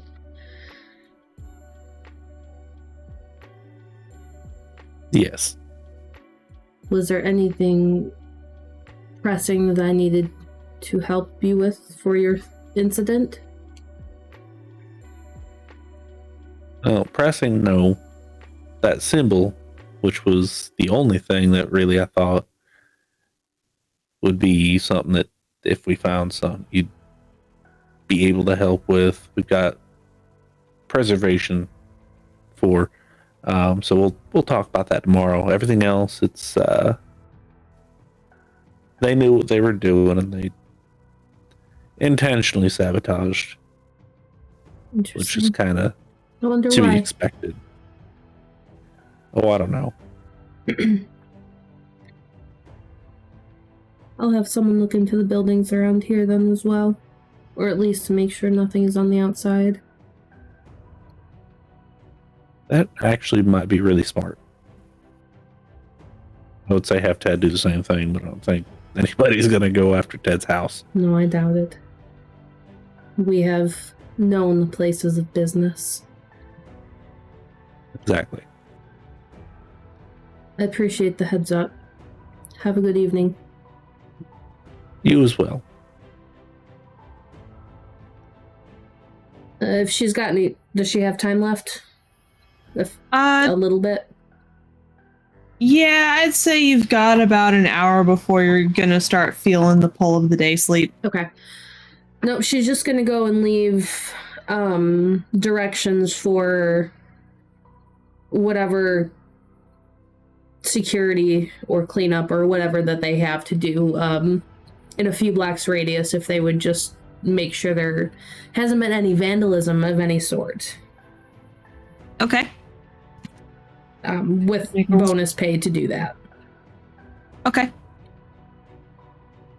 They tell you they'll keep an eye out. They haven't seen anything yet, but they'll keep an eye out. Okay.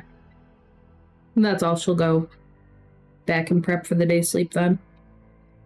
Okay.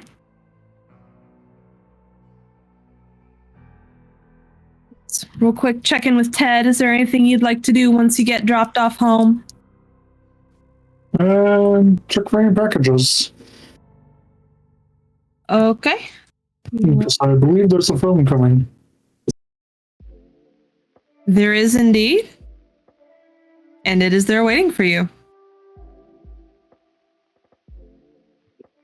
Take it upstairs and make a note to find somebody to set it up tomorrow. Okay. Easily done. And real quick, Chance, is there anything you would like to do before the day's sleep takes you? We'll actually take the time to write out kind of a press release for like why they're not going to be open tomorrow. Mainly dealing with the repairs.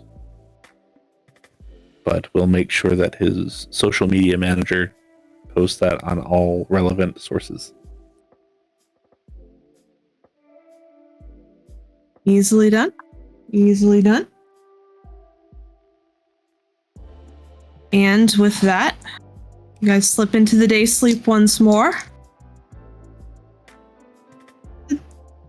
Your nights are not quite as restful as you would hope they would be. There's something about them. No dreams tonight, but you wake up with a little bit of an edge to you. Go ahead and roll me new rouse checks for the new day, please.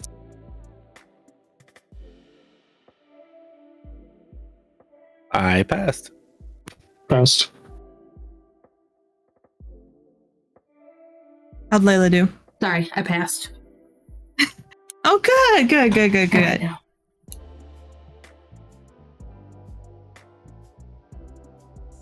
So the three of you wake up the next evening. Everything seems to be in order, but you still kind of feeling on edge. Not quite sure why. I'll start. Layla would check in with front desk and see what had been found over the day. Okay. Go ahead and make that roll. So the security team that does the early morning shift and into the late shift, and they've been talking back and forth. The morning shift found some odd symbols spray painted on some of the dumpsters behind the library, where you guys tend to throw out the old books. And then the afternoon shift reported seeing, they weren't quite sure what it is, but it looked like someone kind of skulking around, like they were maybe casing the library, but they didn't get super close or anything. And that was during the day? Yes. Okay. I guess random question, does Layla have like an older camera?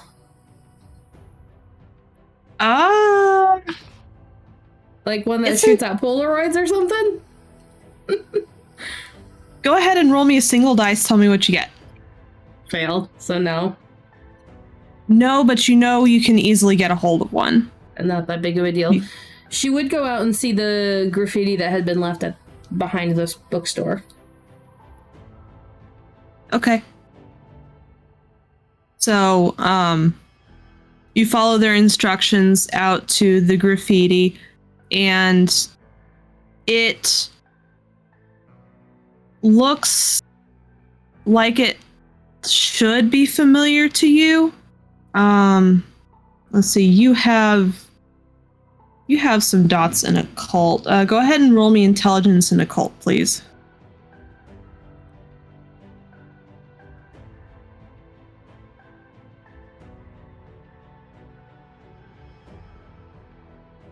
Too scared to reroll a little bit, but I guess I will. If Up to 2 you. isn't enough. It'll get you something, but it won't get you everything.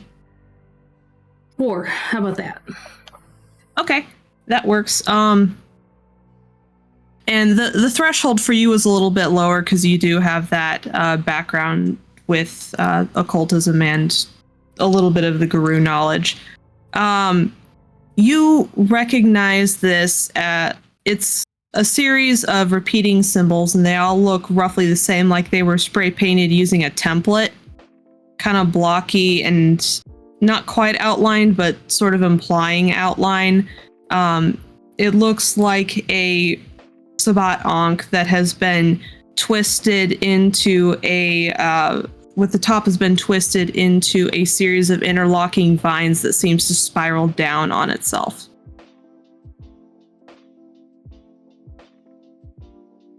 Wonderful. And then she is going to beeline to Chance's. Okay. I think that'll lead us pretty well into Chance. What would you like to be doing this evening? Well, start with checking in with the security team. Okay. The security has pulled aside the team of 3 individuals. You don't recognize them, oddly enough. It seems like they're probably new hires. Like new hires. But they're just kind of standing at attention in the same security uniforms, waiting for you to address them. So, first and foremost, which one of y'all took the picture? The one in the middle kind of awkwardly raises his hand a little. And he'll get real close to him, and it's pretty obvious that he's trying to actually, like, intimidate him and make a point. First part of our training is you don't take pictures, right?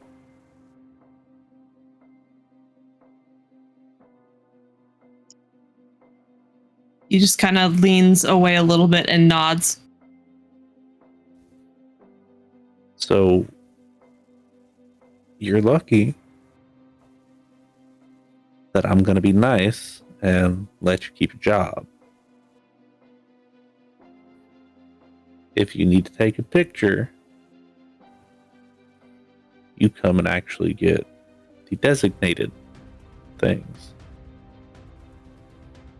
I know it's old-fashioned. I know it's kind of dumb, but come get the actual camera. Don't do that with your phone, and you don't send anything over like you did. Copy? He just kind of nods. Now take a step back and kind of... Did y'all go searching during the day, or you gonna wait? Or did you wait? They kind of look at each other. Told us to wait, so we waited. All right. Go get Anna, and she'll lead the operation. I trust her more than I trust any of y'all. If there's any problems, she'll let me know. They just kind of shrink in a little and nod quietly. And then we'll head to Martin.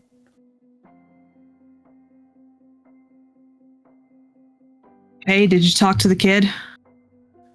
I talked to the entire team. Oh, good. I think we have got a very specific and clear understanding now.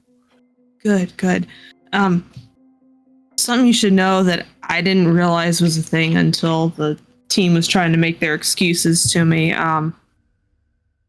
They were saying something about the kid kind of whipping out his phone and doing it and like not even looking at what he was doing. You guys have stuff that can like compel people to do shit just by looking at it, right? I mean, certain people can. Is it something that we need to make them leave their phones here? It'd probably be a good idea just for security's sake. All right. Sounds like someone's trying to blow our cover on purpose. Well, that's easily fixed, isn't it? Everybody's got to put their phones in their lockers. I'll send out a company-wide email. And just tell people as I see them. Did we find anything as far as any fingerprints on that spray can? We found a couple half prints. Doing what we can to trace those. They're a little bit, I don't want to say janky, but janky. So we're having to kind of reconstruct them a little bit before we run them through the system. So it's taking a little bit longer than usual, but we should have something by the end of the night. All right, if it actually comes back with something, which I don't think it will, but if it does, not only will I be curious to know who it is, but I have a feeling that I know at least 2 or 3 people that'll be curious.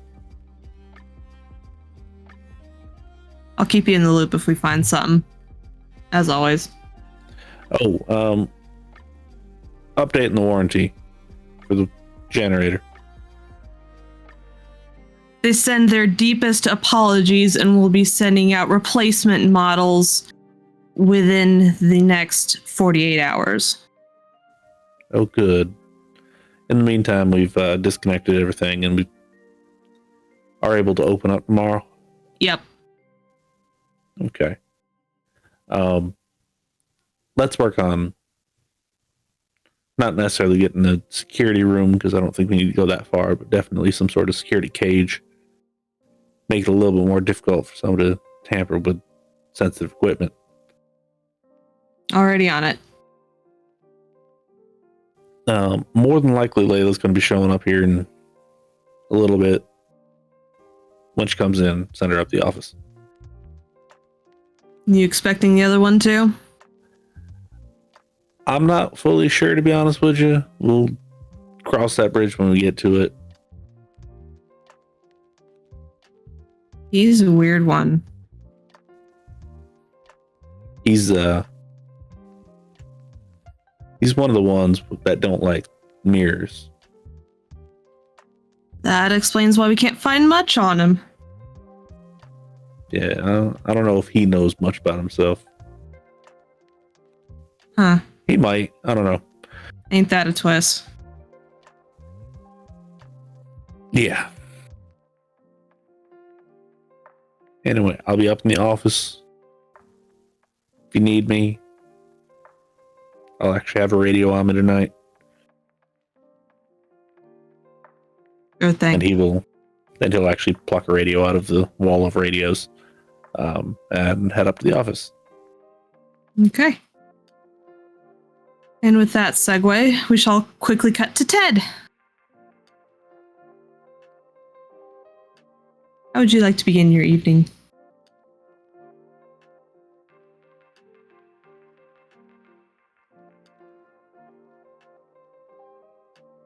Ted is going to actually head over to Chance's to take a better look at that catwalk he saw earlier.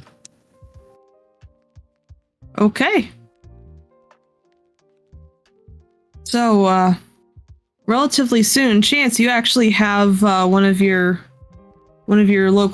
staff pop their head in. Hey, I think one of your friends is here. It's not the lady, the other guy. Oh. Send him up if he wants to come up. If he don't, he's got pretty much free run of the place. He knows. Don't do anything stupid. Sure thing. And that is quickly relayed to you, Ted. You are welcome to be escorted up to the office, or if you wish to look around on your own, you may. He's going to look around. Okay. I know you specifically mentioned the catwalk. Is there anywhere else you'd like to look in particular? See if that fire exit was actually messed with. Okay. Is this going to be a get up there and a quick glance, see what you can see, or are you going to take your time to really look at it? It's going to take us time. Okay. So, let's see here. What's an investigation, please?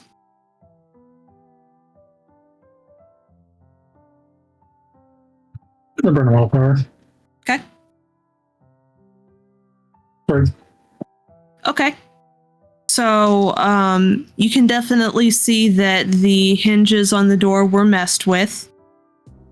It looks like there is an electronic alarm that has been sort of wired to connect to the lock, so that by undoing the lock and opening the door, it would set off the fire alarms. So it looks like what they did is they messed with the hinges to try and open the door without it setting off the alarm. Well, make note of that and bring it up to Chance that that's probably how they got in.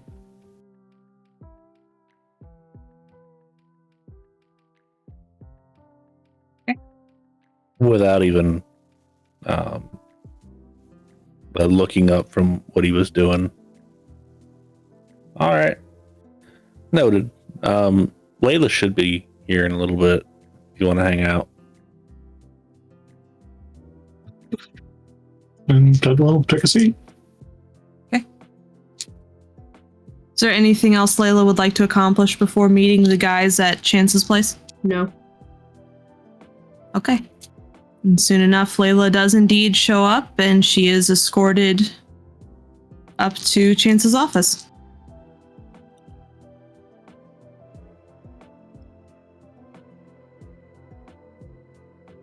Where's this picture? I need to confirm something.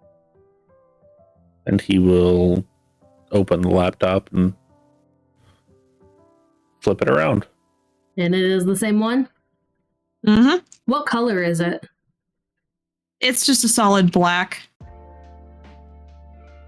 There was several of those spray painted on near the back of the library. That's not good now, is it? No.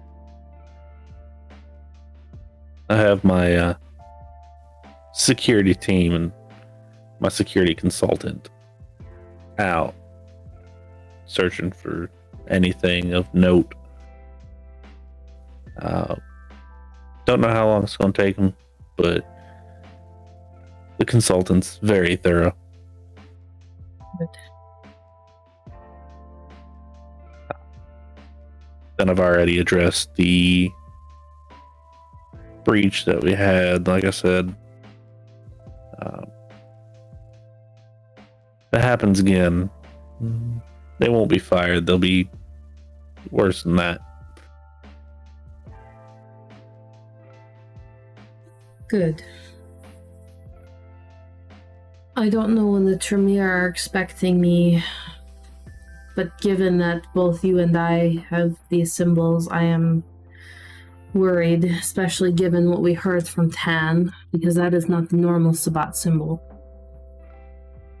No, it's not. Now I'm curious to know if the spiral dancers have one.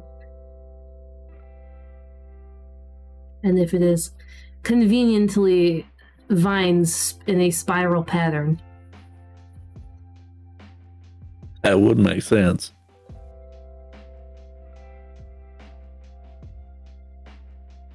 And if that is the case, we have drawn very bad attention to ourselves. Yeah. You want to take a look at the damage before we go, or you're not worried about it? I'm not sure if I'd be able to gain anything that you have not from it. Well, whether or not that's true, didn't know if you'd just want to see exactly what happened. Yeah, it can't hurt to look, just in case it happens to me as well. It doesn't seem like, because I had Ted test something after the fact, that it was a La Sombra that actually caused the damage, since it further fried it after he touched it. So yeah, and the cameras themselves seem to be spray painted all around, not just the lens. It was the entire thing, which we're... That seems like overkill. Right, and overkill, and perhaps a not full understanding of how they work.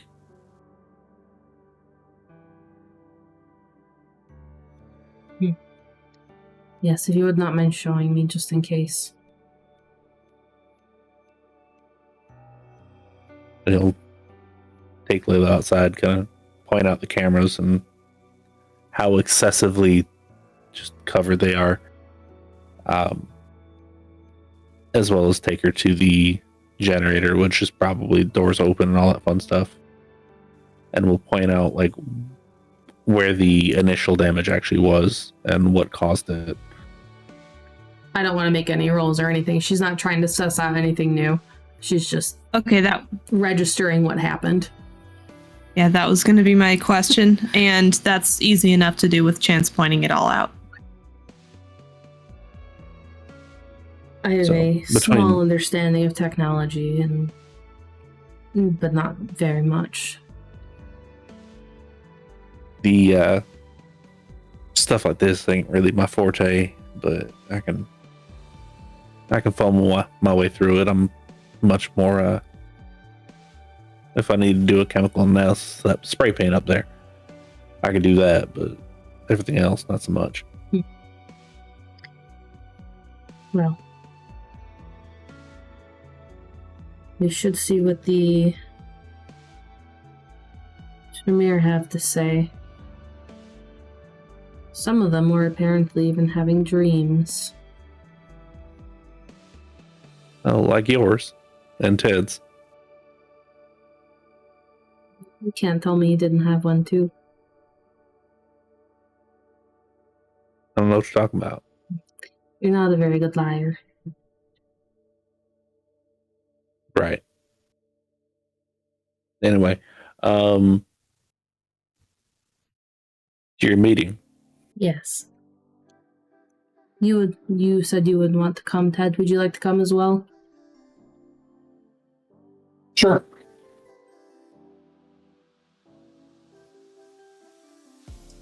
One car or Sure. two? I was about to ask, truck or the car? I think the truck would make a decent statement this night. Hey, we're not afraid of you.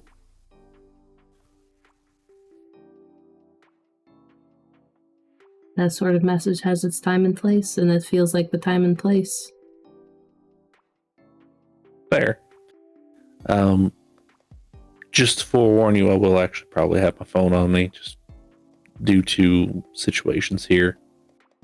Given that we may have the Sabbat tracking us, I feel like that is a good idea. So he will make doubly sure that the phone is actually charged. Hop in the truck and head out to the Tremere. Okay.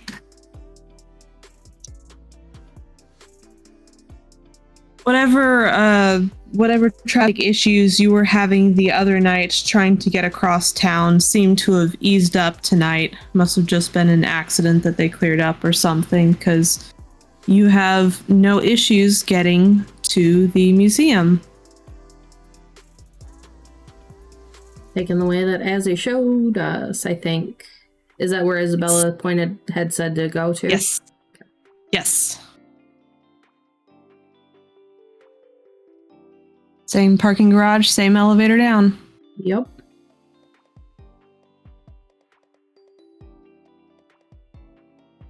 Ted coming with us tonight?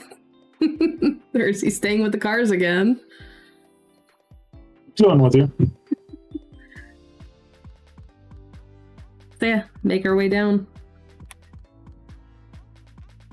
Okay. And you're once again into the brightly lit hallways of the chantry underneath the museum. And you come to the double doors that Azzy led you to, and Isabella is actually waiting for you. Good evening. I will admit we weren't expecting you quite this early, but it works. We don't have much else going on tonight, thank goodness. Some developments may have occurred. May I see those pictures? Yes, I have them in my office this way. Thank you.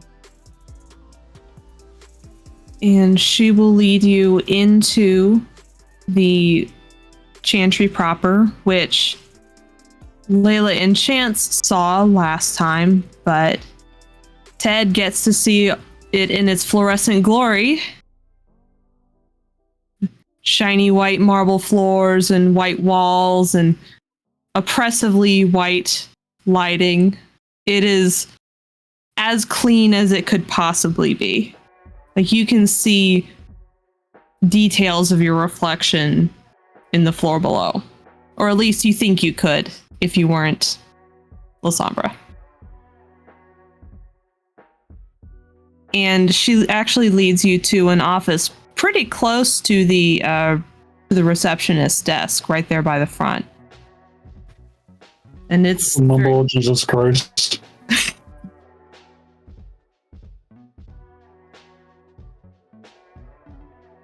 The office is very much more of the same, very white wooden cabinets, some very old looking pottery here, there, and everywhere, some photos of travels from the past, and all sorts of certificates hang on the walls, just kind of here, there, and everywhere. And there's a short white leather couch and 2 leather seats sitting in front of the desk that takes up the majority of the far end of the room.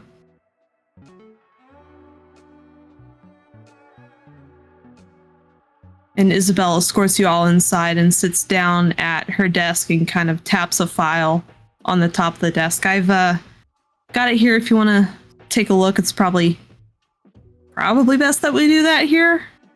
Less prying eyes and all that. Layla won't even sit down. She's going to grab it and start flipping through it.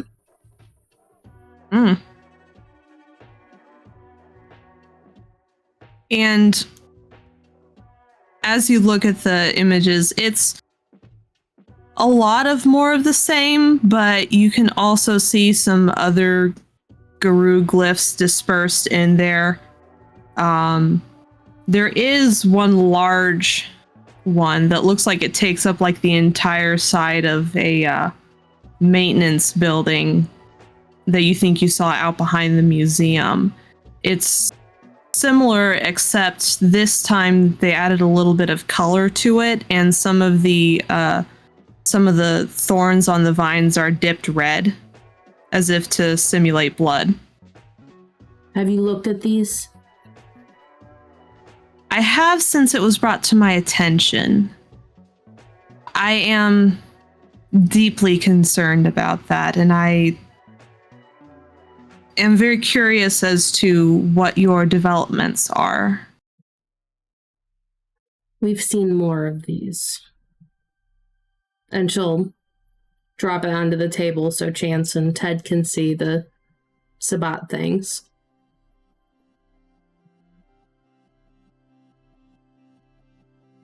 Well, that looks familiar. Yes, it does. Judging by the reactions, I assume you understand what this is implying. I do. In all of the aspects of it. And she'll rifle through the other ones and pull out some of the guru things. And these are the lupine symbols.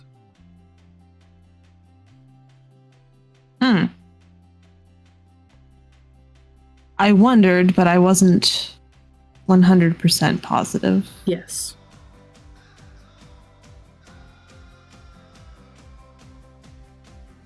Are you able to decipher them?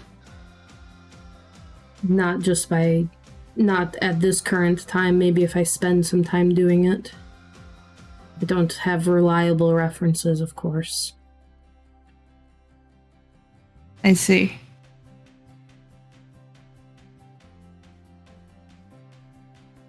That might be something we can help with.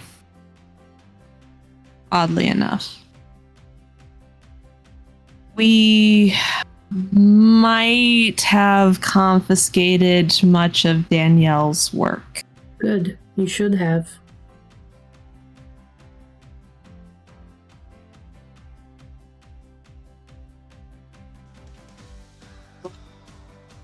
Let me see if I can get a hold of...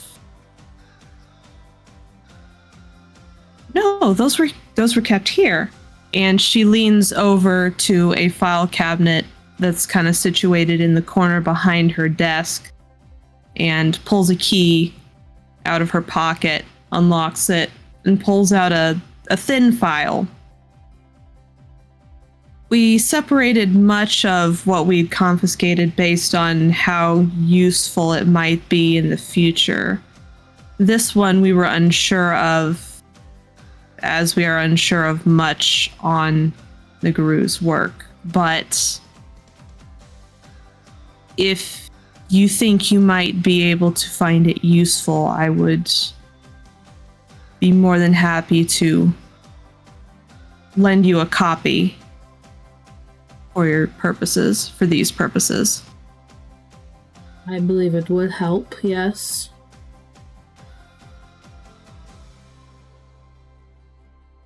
And she hands you the file. Is this a copy of it? Yes, this is a copy. Good. Just flick through them real quick, glancing through. Okay. They seem to be photocopies of a diary, and you see a handful of different guru glyphs, for lack of a better term, scrawled in and out throughout the margins of the diary, and there are like keywords written in the margins with arrows pointing to the glyphs as if trying to identify them. Am I able to take a copy of the pictures of the glyphs? Or is this whole thing, and she'll point to the stack that she dropped on the table, copies? If you want me to start deciphering them.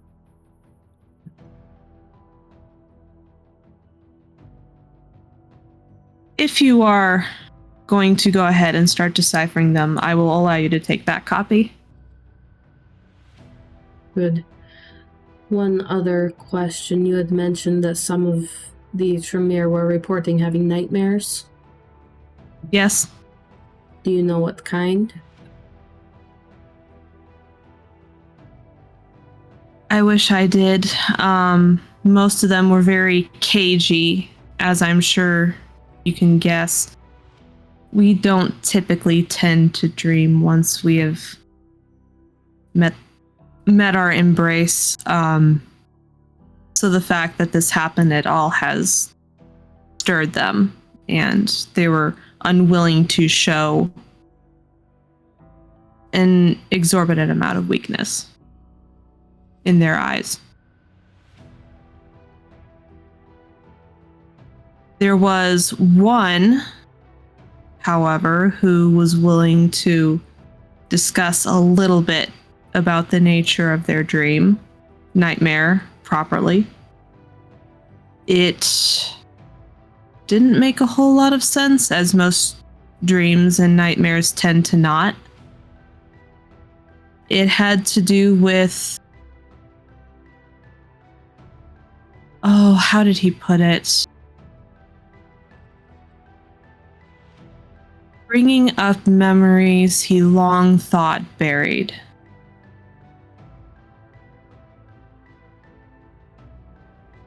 When I pressed him beyond that, he didn't want to say too much more. Just indicated that they were memories from his mortal years. But twisted. Interesting.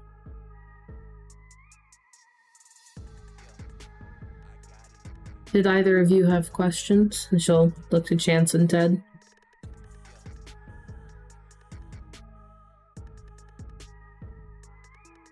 Would we be able to talk to this individual that was willing to divulge some of it?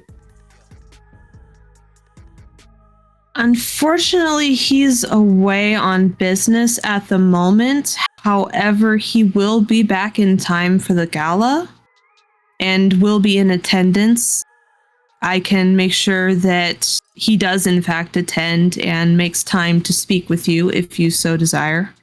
Are any of the others available to speak with that had them? They are available.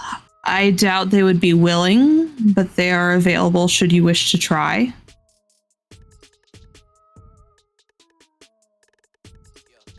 It I wouldn't mean, it doesn't hurt to try, right?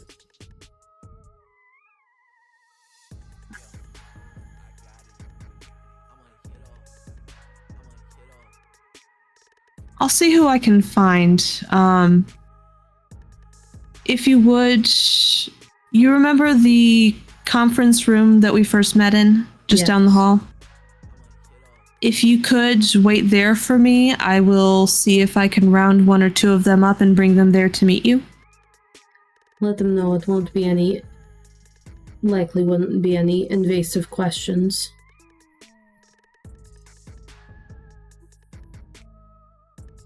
She kind of nods and stands from behind the desk. Okay, I'll go see who I can round up. If you guys remember the way, I'll let you escort yourselves. I do. And Layla will start walking. Chance follows. And Layla will grab both of the folders before she leaves. Okay. And so you guys go back into the conference room where you met the last time. It's still just as bland, still just as uniform as the rest of the building. Nothing, no real personal touches. And it will take her a few minutes to gather the people she's trying to find. Is there any discussion that you would like to happen before she arrives? Yes. But quietly, Like, not whispering, but just low volume to Chance and Ted. I believe this is one of the things that the prince was wondering about. This is a large increase in activity.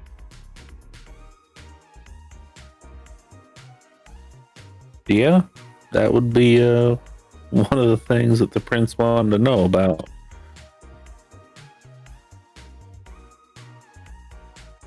Given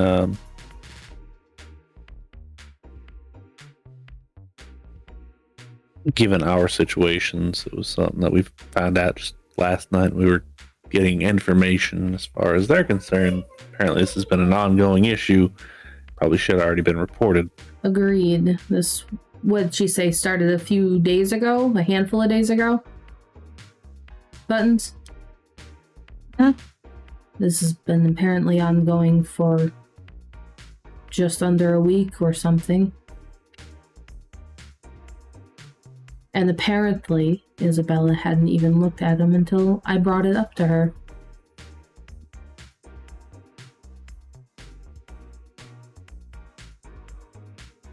They're not typically scatterbrained. They're more focused. This is very odd.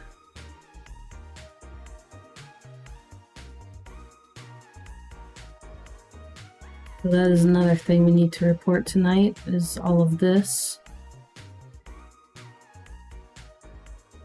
I won't ask what either of you saw. Were they asking invasive questions in your dreams? Were things that you didn't want to bring up? So where did I come here? That's about it.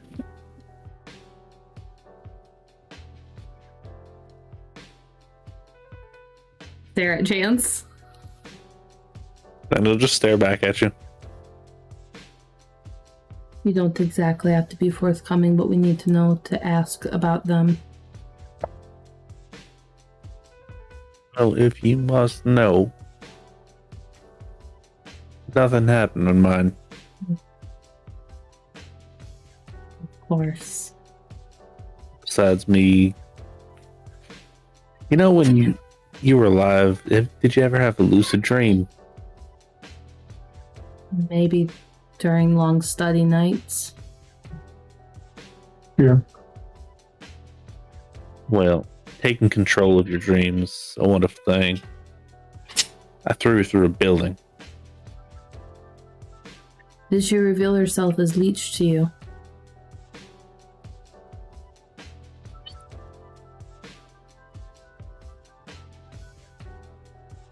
After time. That is what happened with me as well. But only once I started questioning things.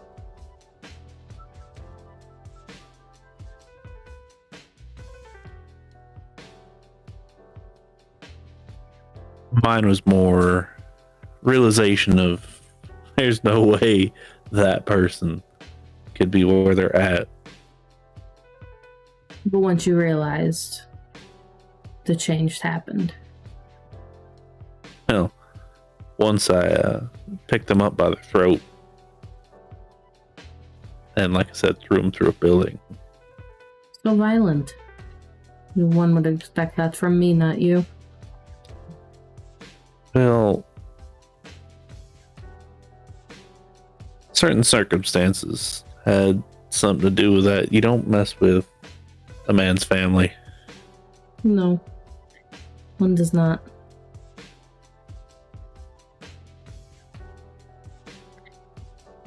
Did the world of yours change when she revealed herself? Well, the city was on fire, so, you know. Not really. Everything just kind of fell. Interesting. But It's baseline fun. questions to ask. Mine was in the library. Seems fitting. Her mistake was becoming Mr. Tan, and not the person I knew there.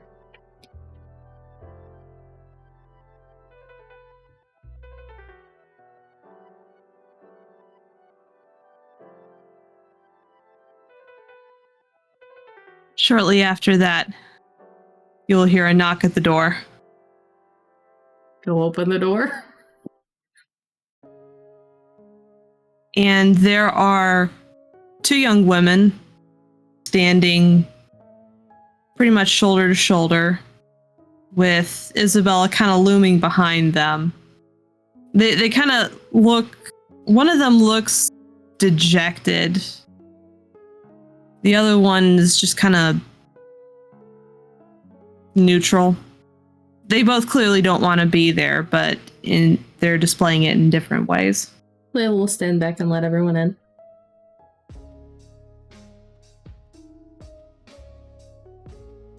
Oh, good. Everyone made it. This is Kayla, and she will motion to the red-haired one on the right, and this is Leah, the blonde-haired one at her side. Both of them have reported odd occurrences in their day sleep. Good. Take a seat if you wish. If not, remain standing. I don't particularly care. To the 2 girls. The redhead takes a seat. The blonde one kind of crosses her arms and just kind of stands there and watches. I won't ask you to divulge anything that happened in it necessarily, or at least the specifics of such.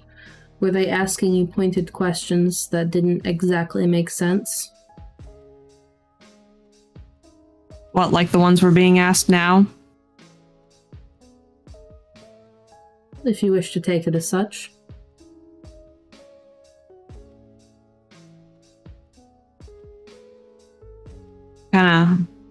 The girls kind of look around the room a little bit, and Isabel's glaring daggers at them. Like she definitely wants to hear the answers to this. And after a second, the blonde one kind of unfolds her arms and stuffs her hands in her pockets, and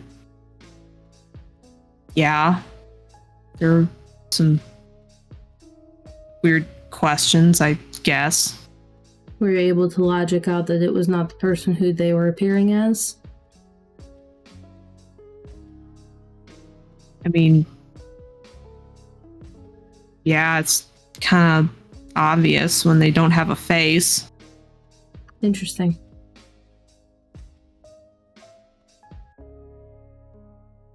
And what happened after that? Did the dream fall apart? Were you stuck in a void? What happened? The 2 girls kind of look at each other for a moment before looking back at you. And this time the redhead speaks up. I don't remember too much. I think everything started like melting. And then I woke up. And the blonde says, I don't know, it was dark and then it wasn't.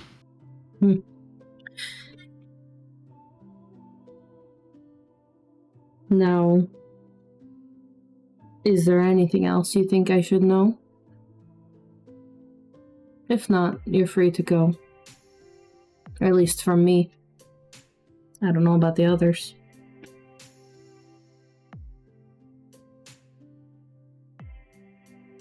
He'll kind of look around at the others.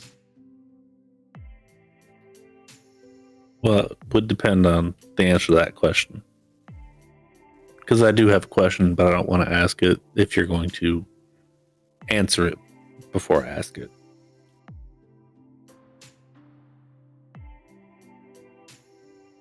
Blonde girl shrugs. I don't have anything.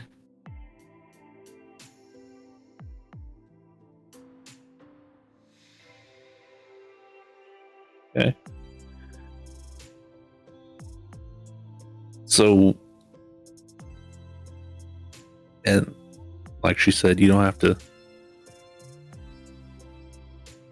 say anything too specific, because we all like our secrecy and we all like our own business to be ours.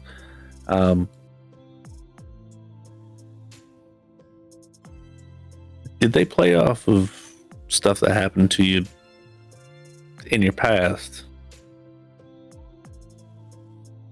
Like I said, I don't want to know anything specific. It's not my business to know. But if your friend, we're just hypothetically saying y'all are friends, doesn't know about it, then why would the other person know? So it would be kind of weird to be able to, I don't know, pull a high school friend or a childhood memory or something out of thin air, right?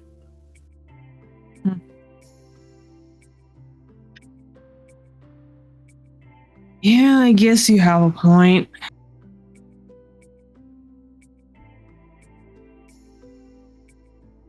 Yeah, it was memories. And the redhead nods. And the after everything started doing its weird thing, the person on the other side, kind of weird looking, kind of scraggly looking, kind of looked a little bit homeless.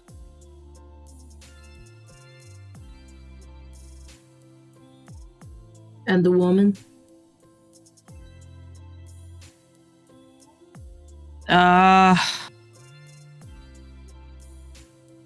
Maybe. It was a woman? Like I said, it was woman shaped at least. It's kind of hard to make out what she looked like. Her voice was like nails, though. Did she give a name out of curiosity? I doubt it, but that's the only specific question I need the answer to. Both of them shake their heads no. Well, that's unfortunate. Thank you for your cooperation. Are they lying? Go ahead and roll me what's an insight? One.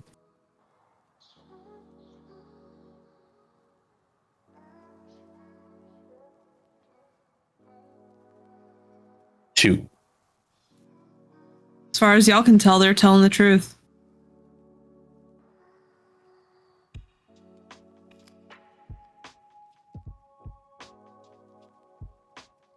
Just give a nod to Isabel.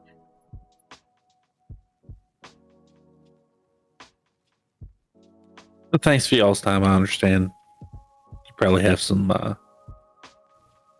research projects or personal projects you're working on.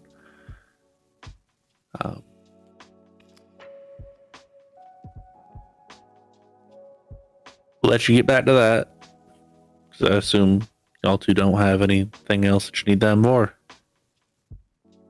No. Don't believe so.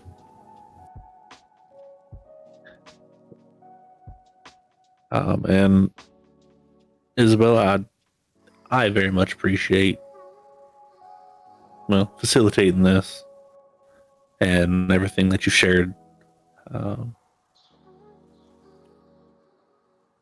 We'll let you know what we find. Yes. Much appreciated. Your cooperation is appreciated. And the blonde girl walks out of the room without being dismissed or addressed or anything, but the redhead kind of stands and lingers and looks concernedly at the three of you plus Isabel before she too follows out the door.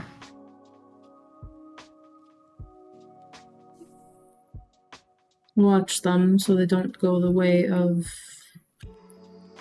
Danielle. Mm-hmm.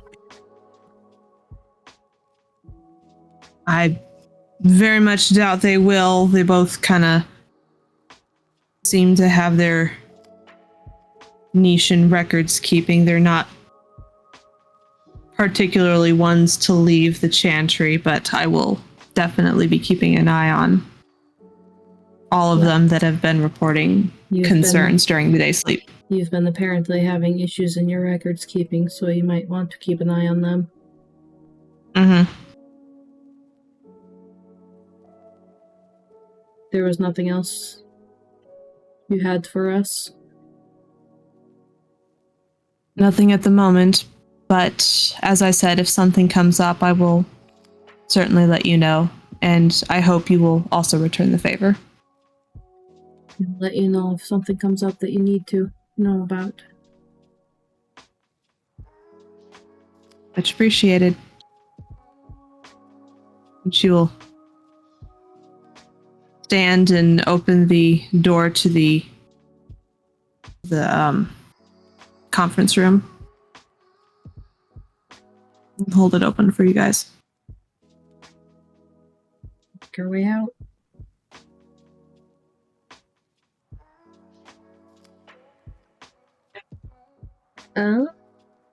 We have the phone number for Azzy, right? Or not Azzy, Raphael. Yes, you do. And we were told to call him if there was what kind of problems? If anything, if you saw anything related to the Fomori or anything related to the Black Spiral Dancers. Jens, do you have your phone? And we'll actually reach into his jacket pocket and kind of poke it out. This may be a call for Raphael as well.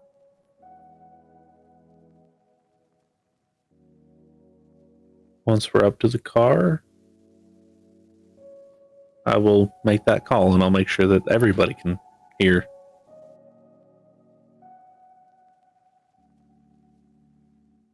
Okay.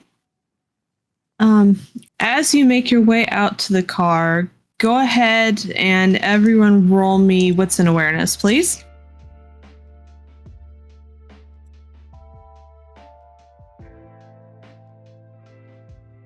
One.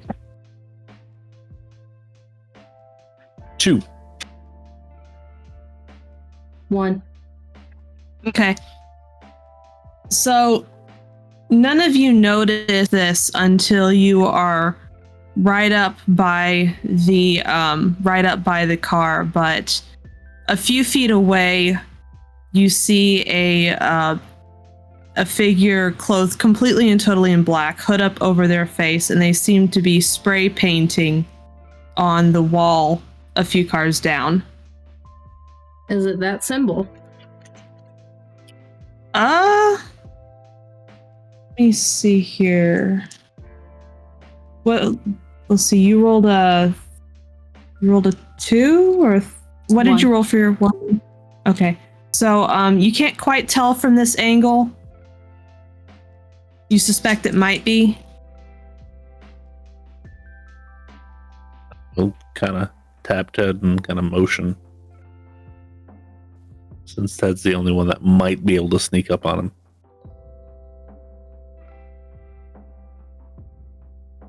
We'll head up though. Over the plane. Okay. So you're trying to sneak up on him? Yep. Okay, go ahead and give me that dexterity and stealth roll, pretty please.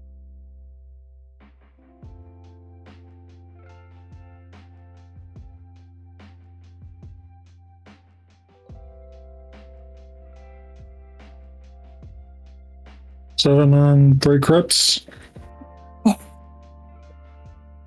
Jesus.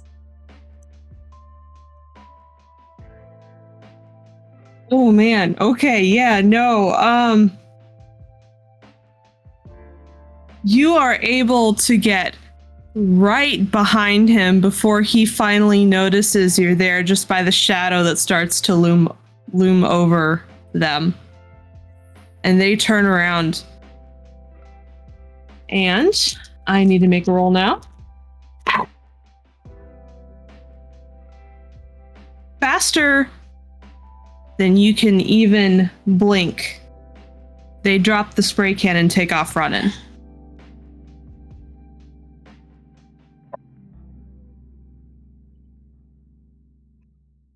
Then we'll blink for a second and then take a look at what they were graffitiing.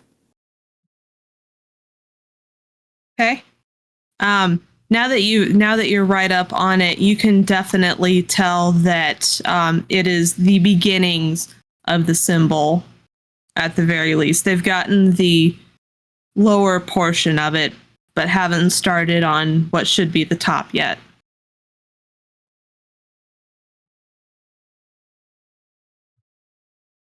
We'll walk over to Chance and Layla and let them know that's the same symbol.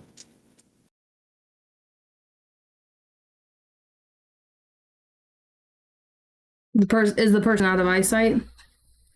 Yes, they took off. Well then.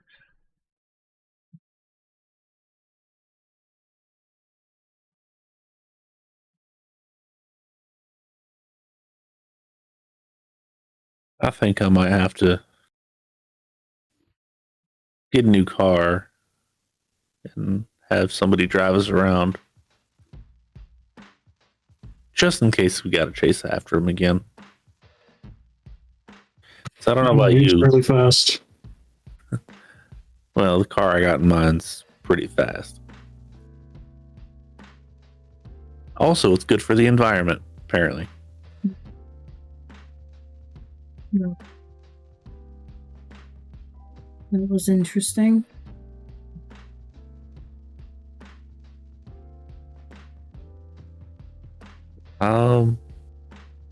Shall I drive us, or would you like to? Got it. Then he goes around the driver's side, opens the door, and will start the truck and begin the call. We'll get Ted into the back without touching anything.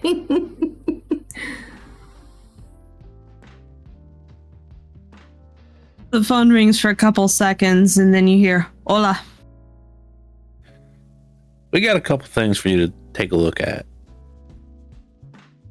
Tex, surprised to hear from you, but what you got? I think some symbols that you'd be interested in. No kidding. Around at your place? We can meet you there. Will do. We'll give you all of the details when we get there. Long and short of it, though, is might want to talk to our friends over at Chantry or have somebody do that at their are having weird dreams. And have been having the same symbols show up the past nearly week and not saying anything about it to anybody. Oh, is he slipping? Oh, Hargraves ain't gonna like that. Yeah, I'll send a little birdie around, see what they got going on. Good. We just chased somebody away that was trying to do the same thing again. They're really, really fast. One of yours, then? Probably. Great. Might be one I'll of... keep an eye out. Might be a little rat. They were certainly covered enough.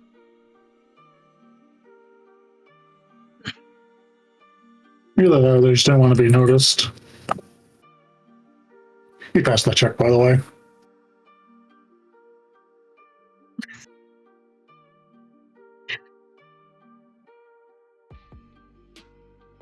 Oh, all right, then I'll send someone around to check it out, and I'll meet you guys over at Chance's place. See you there. Adios. And you hear him hang up the phone.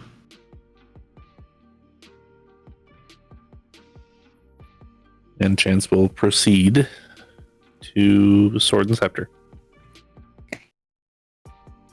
And I think we will pick up with that conversation next time. Okay. That's going to get us into some stuff.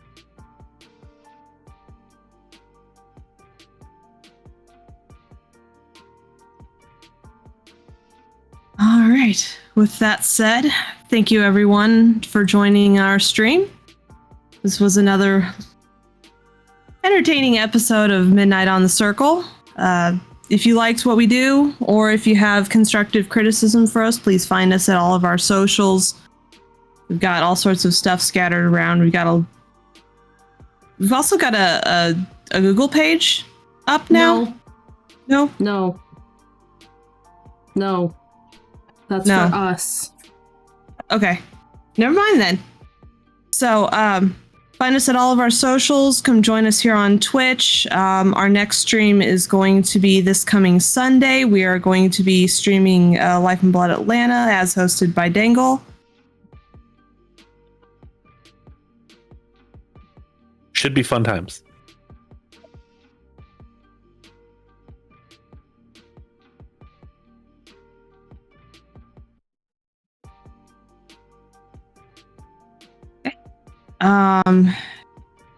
And I believe that is most of.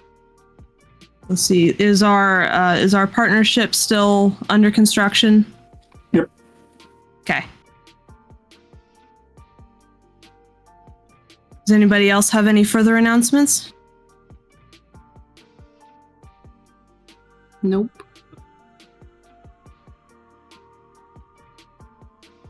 Come join us at any of our socials. Come join our Discord. Hope to see you guys back here on Twitch. And spoilers in 3, 2, 1. Ah, wrong one. There we go. I hit the right button.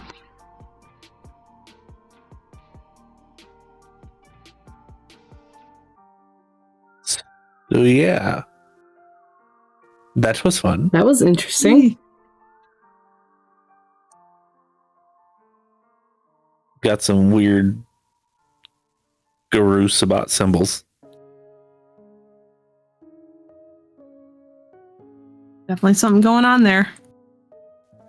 Yeah. I have a feeling that we're about to jump into the deep end of the I believe it's called the Shit Creek. And we don't even have a canoe. No, we don't. And Kindred just sink to the bottom.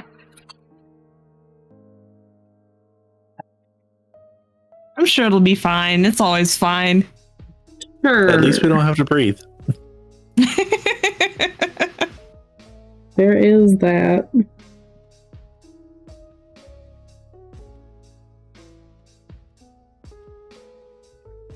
There is that.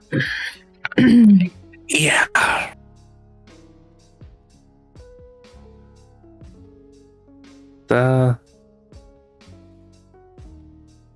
Nothing to be concerned about at all, I'm sure. Never is. What's there to be concerned about in the world of darkness? No, nothing. Nothing at all. You know, we don't have literal world-breaking magic or anything.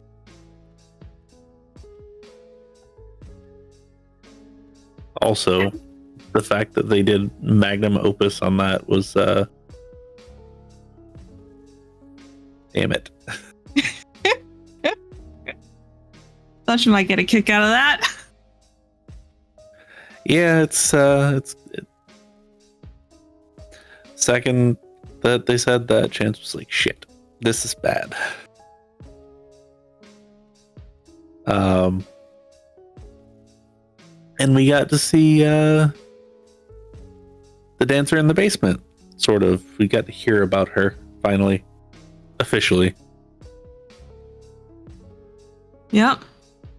She's something. She is certainly something, and it is certainly something that Faye absolutely didn't have any input on. It's not like it's her backup. It's not your backup character or anything. No, not at all. Oh. So, yeah. Fun times all around. And I think you have the link to Anna's sheet if you need to do any rolls or anything from her, right? Mm-hmm. Okay. I've got that, and I'll definitely be using that here. Cool. Yeah, the majority of the reason Mud chants specifically is like, hey, take her so you guys don't die. Yeah, absolutely. She's pretty good at a brawl. Well, not a brawl, but like she'll bring a knife to a fist fight. She's a beast. She'll bring a knife to a gunfight and still win. Yes. Yeah, as long as it's dexterity based, she'll be good. Yeah. Whereas here, it's very much I hit things very hard. It's Tad's more dexterity based, which is fantastic. And then we have Layla that is, I use brain. How bruja of you, Chance? Well. How bruja of you. Oh, I know. It's fine. I believe that's Teddy Roosevelt style diplomacy. Talk softly and carry a big stick. Yes. Yes. He lives off of the mantra of go F yourself.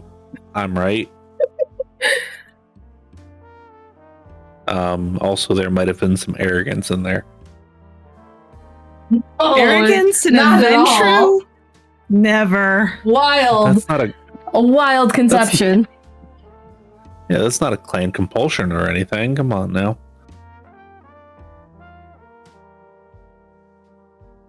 Well, here's the thing: as we're kindred, we do have the bite, Serga. That's kind of the point. That's why Layla wasn't afraid of going out to see the things by herself, despite not having much combat ability. If you want big bark, no bite, go find the werewolves. I'm pretty sure they have bigger bite. No. He doesn't need to know that. You want the big bark, no bite, go find Zep. No, he'll just blow your fucking head off. Exactly. No bite. Does have a shotgun though. It's not so much as a woof as it is a boom as your head gets taken off, and that's the last thing you hear. Chris too. He'll just use a baseball bat to do it. Exactly. No bite. And he actually has baby teeth. He does have baby teeth. Yeah. Poor Chris. Aw, we love him though. You guys, yeah, there'll be interesting things coming up with the blood bag situation with him. He needs it. Mm-hmm.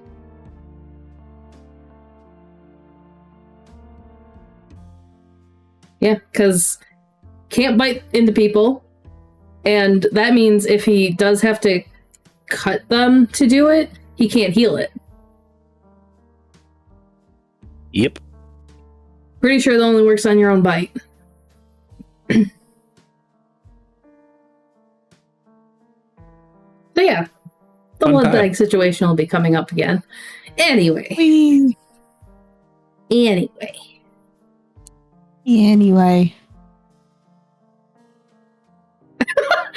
Aggravated stab wounds.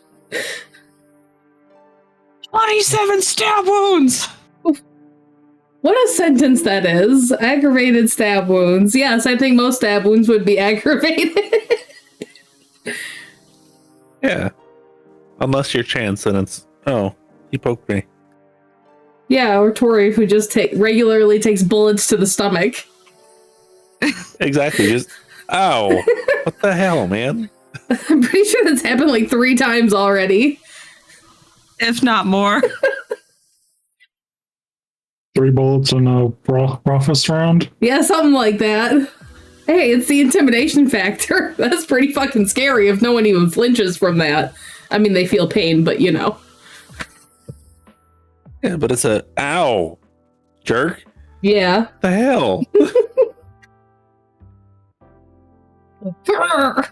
God damn it, I'll kill you. I'm honestly surprised at this point Shallow's been the only one on the receiving end of a fireball to the face.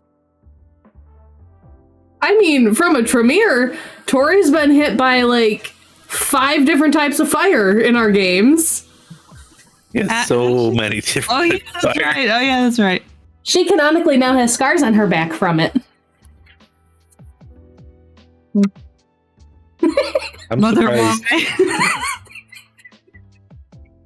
How dare you, Mother? That face. Unhand me at once. Come here, baby. That's what Honestly- Chance needs. Chance needs a husky, so they start screaming the moment someone weird walks in. Don't give me ideas. I was just gonna have him get a Shiba. Just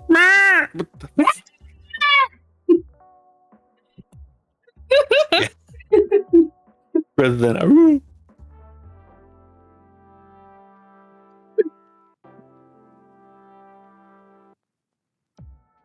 That is the "Why have you forsaken me?"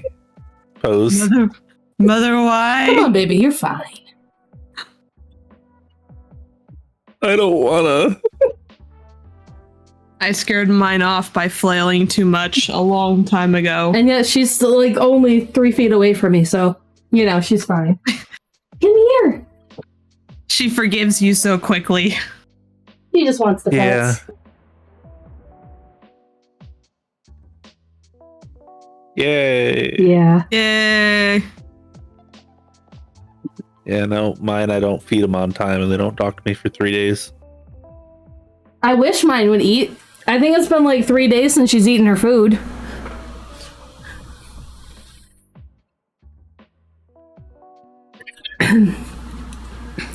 You wish you could do that with your dog, Serga? What, can you not pick up your dog?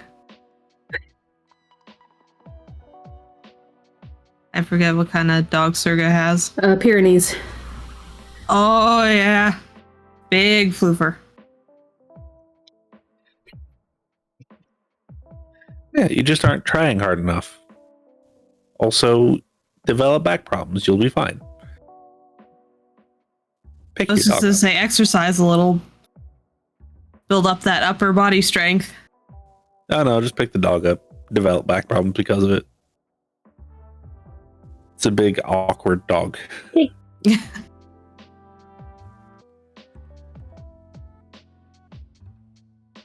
If my dogs didn't weigh, well, if pretty much all of my animals didn't weigh less than 20 pounds. Yeah. Speaking of less than 20-pound animals, we might have convinced my father to relent and get a cat. Oh. Hairless cat. Hairless cat. Hairless cat.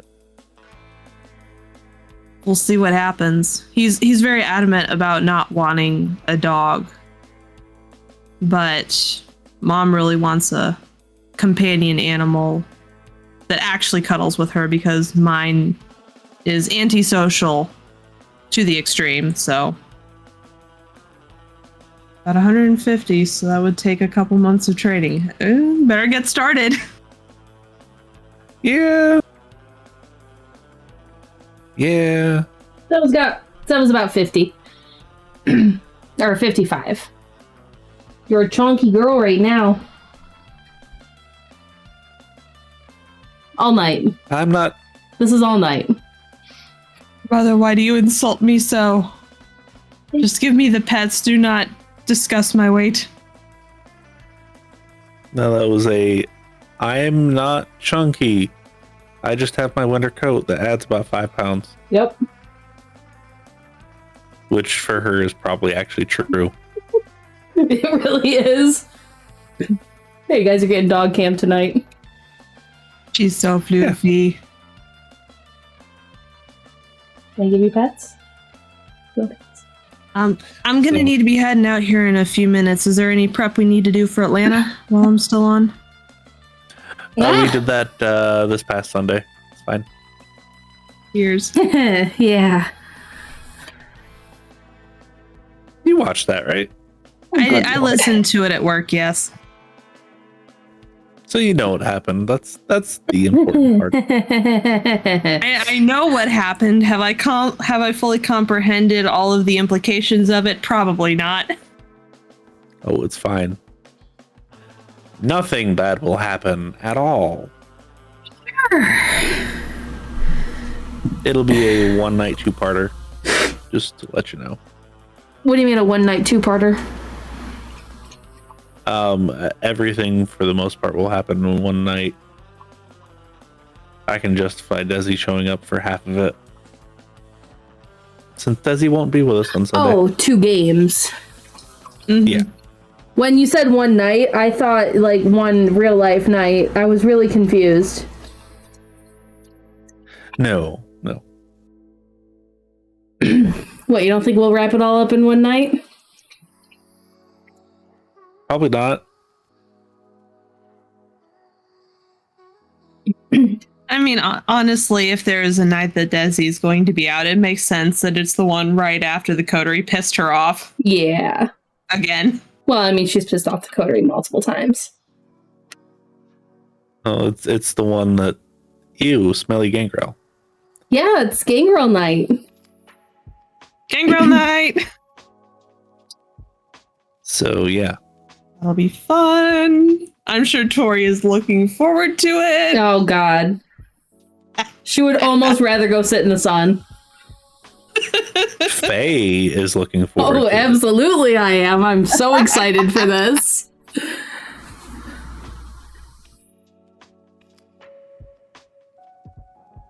Tori would almost rather legitimately go sit in the sun than deal with a pack of gangrel.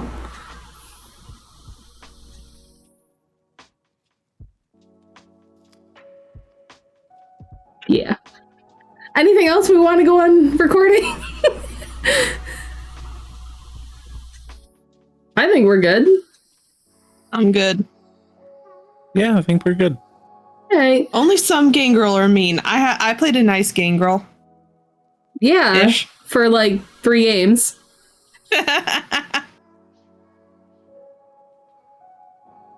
Adios. Have a good one, guys.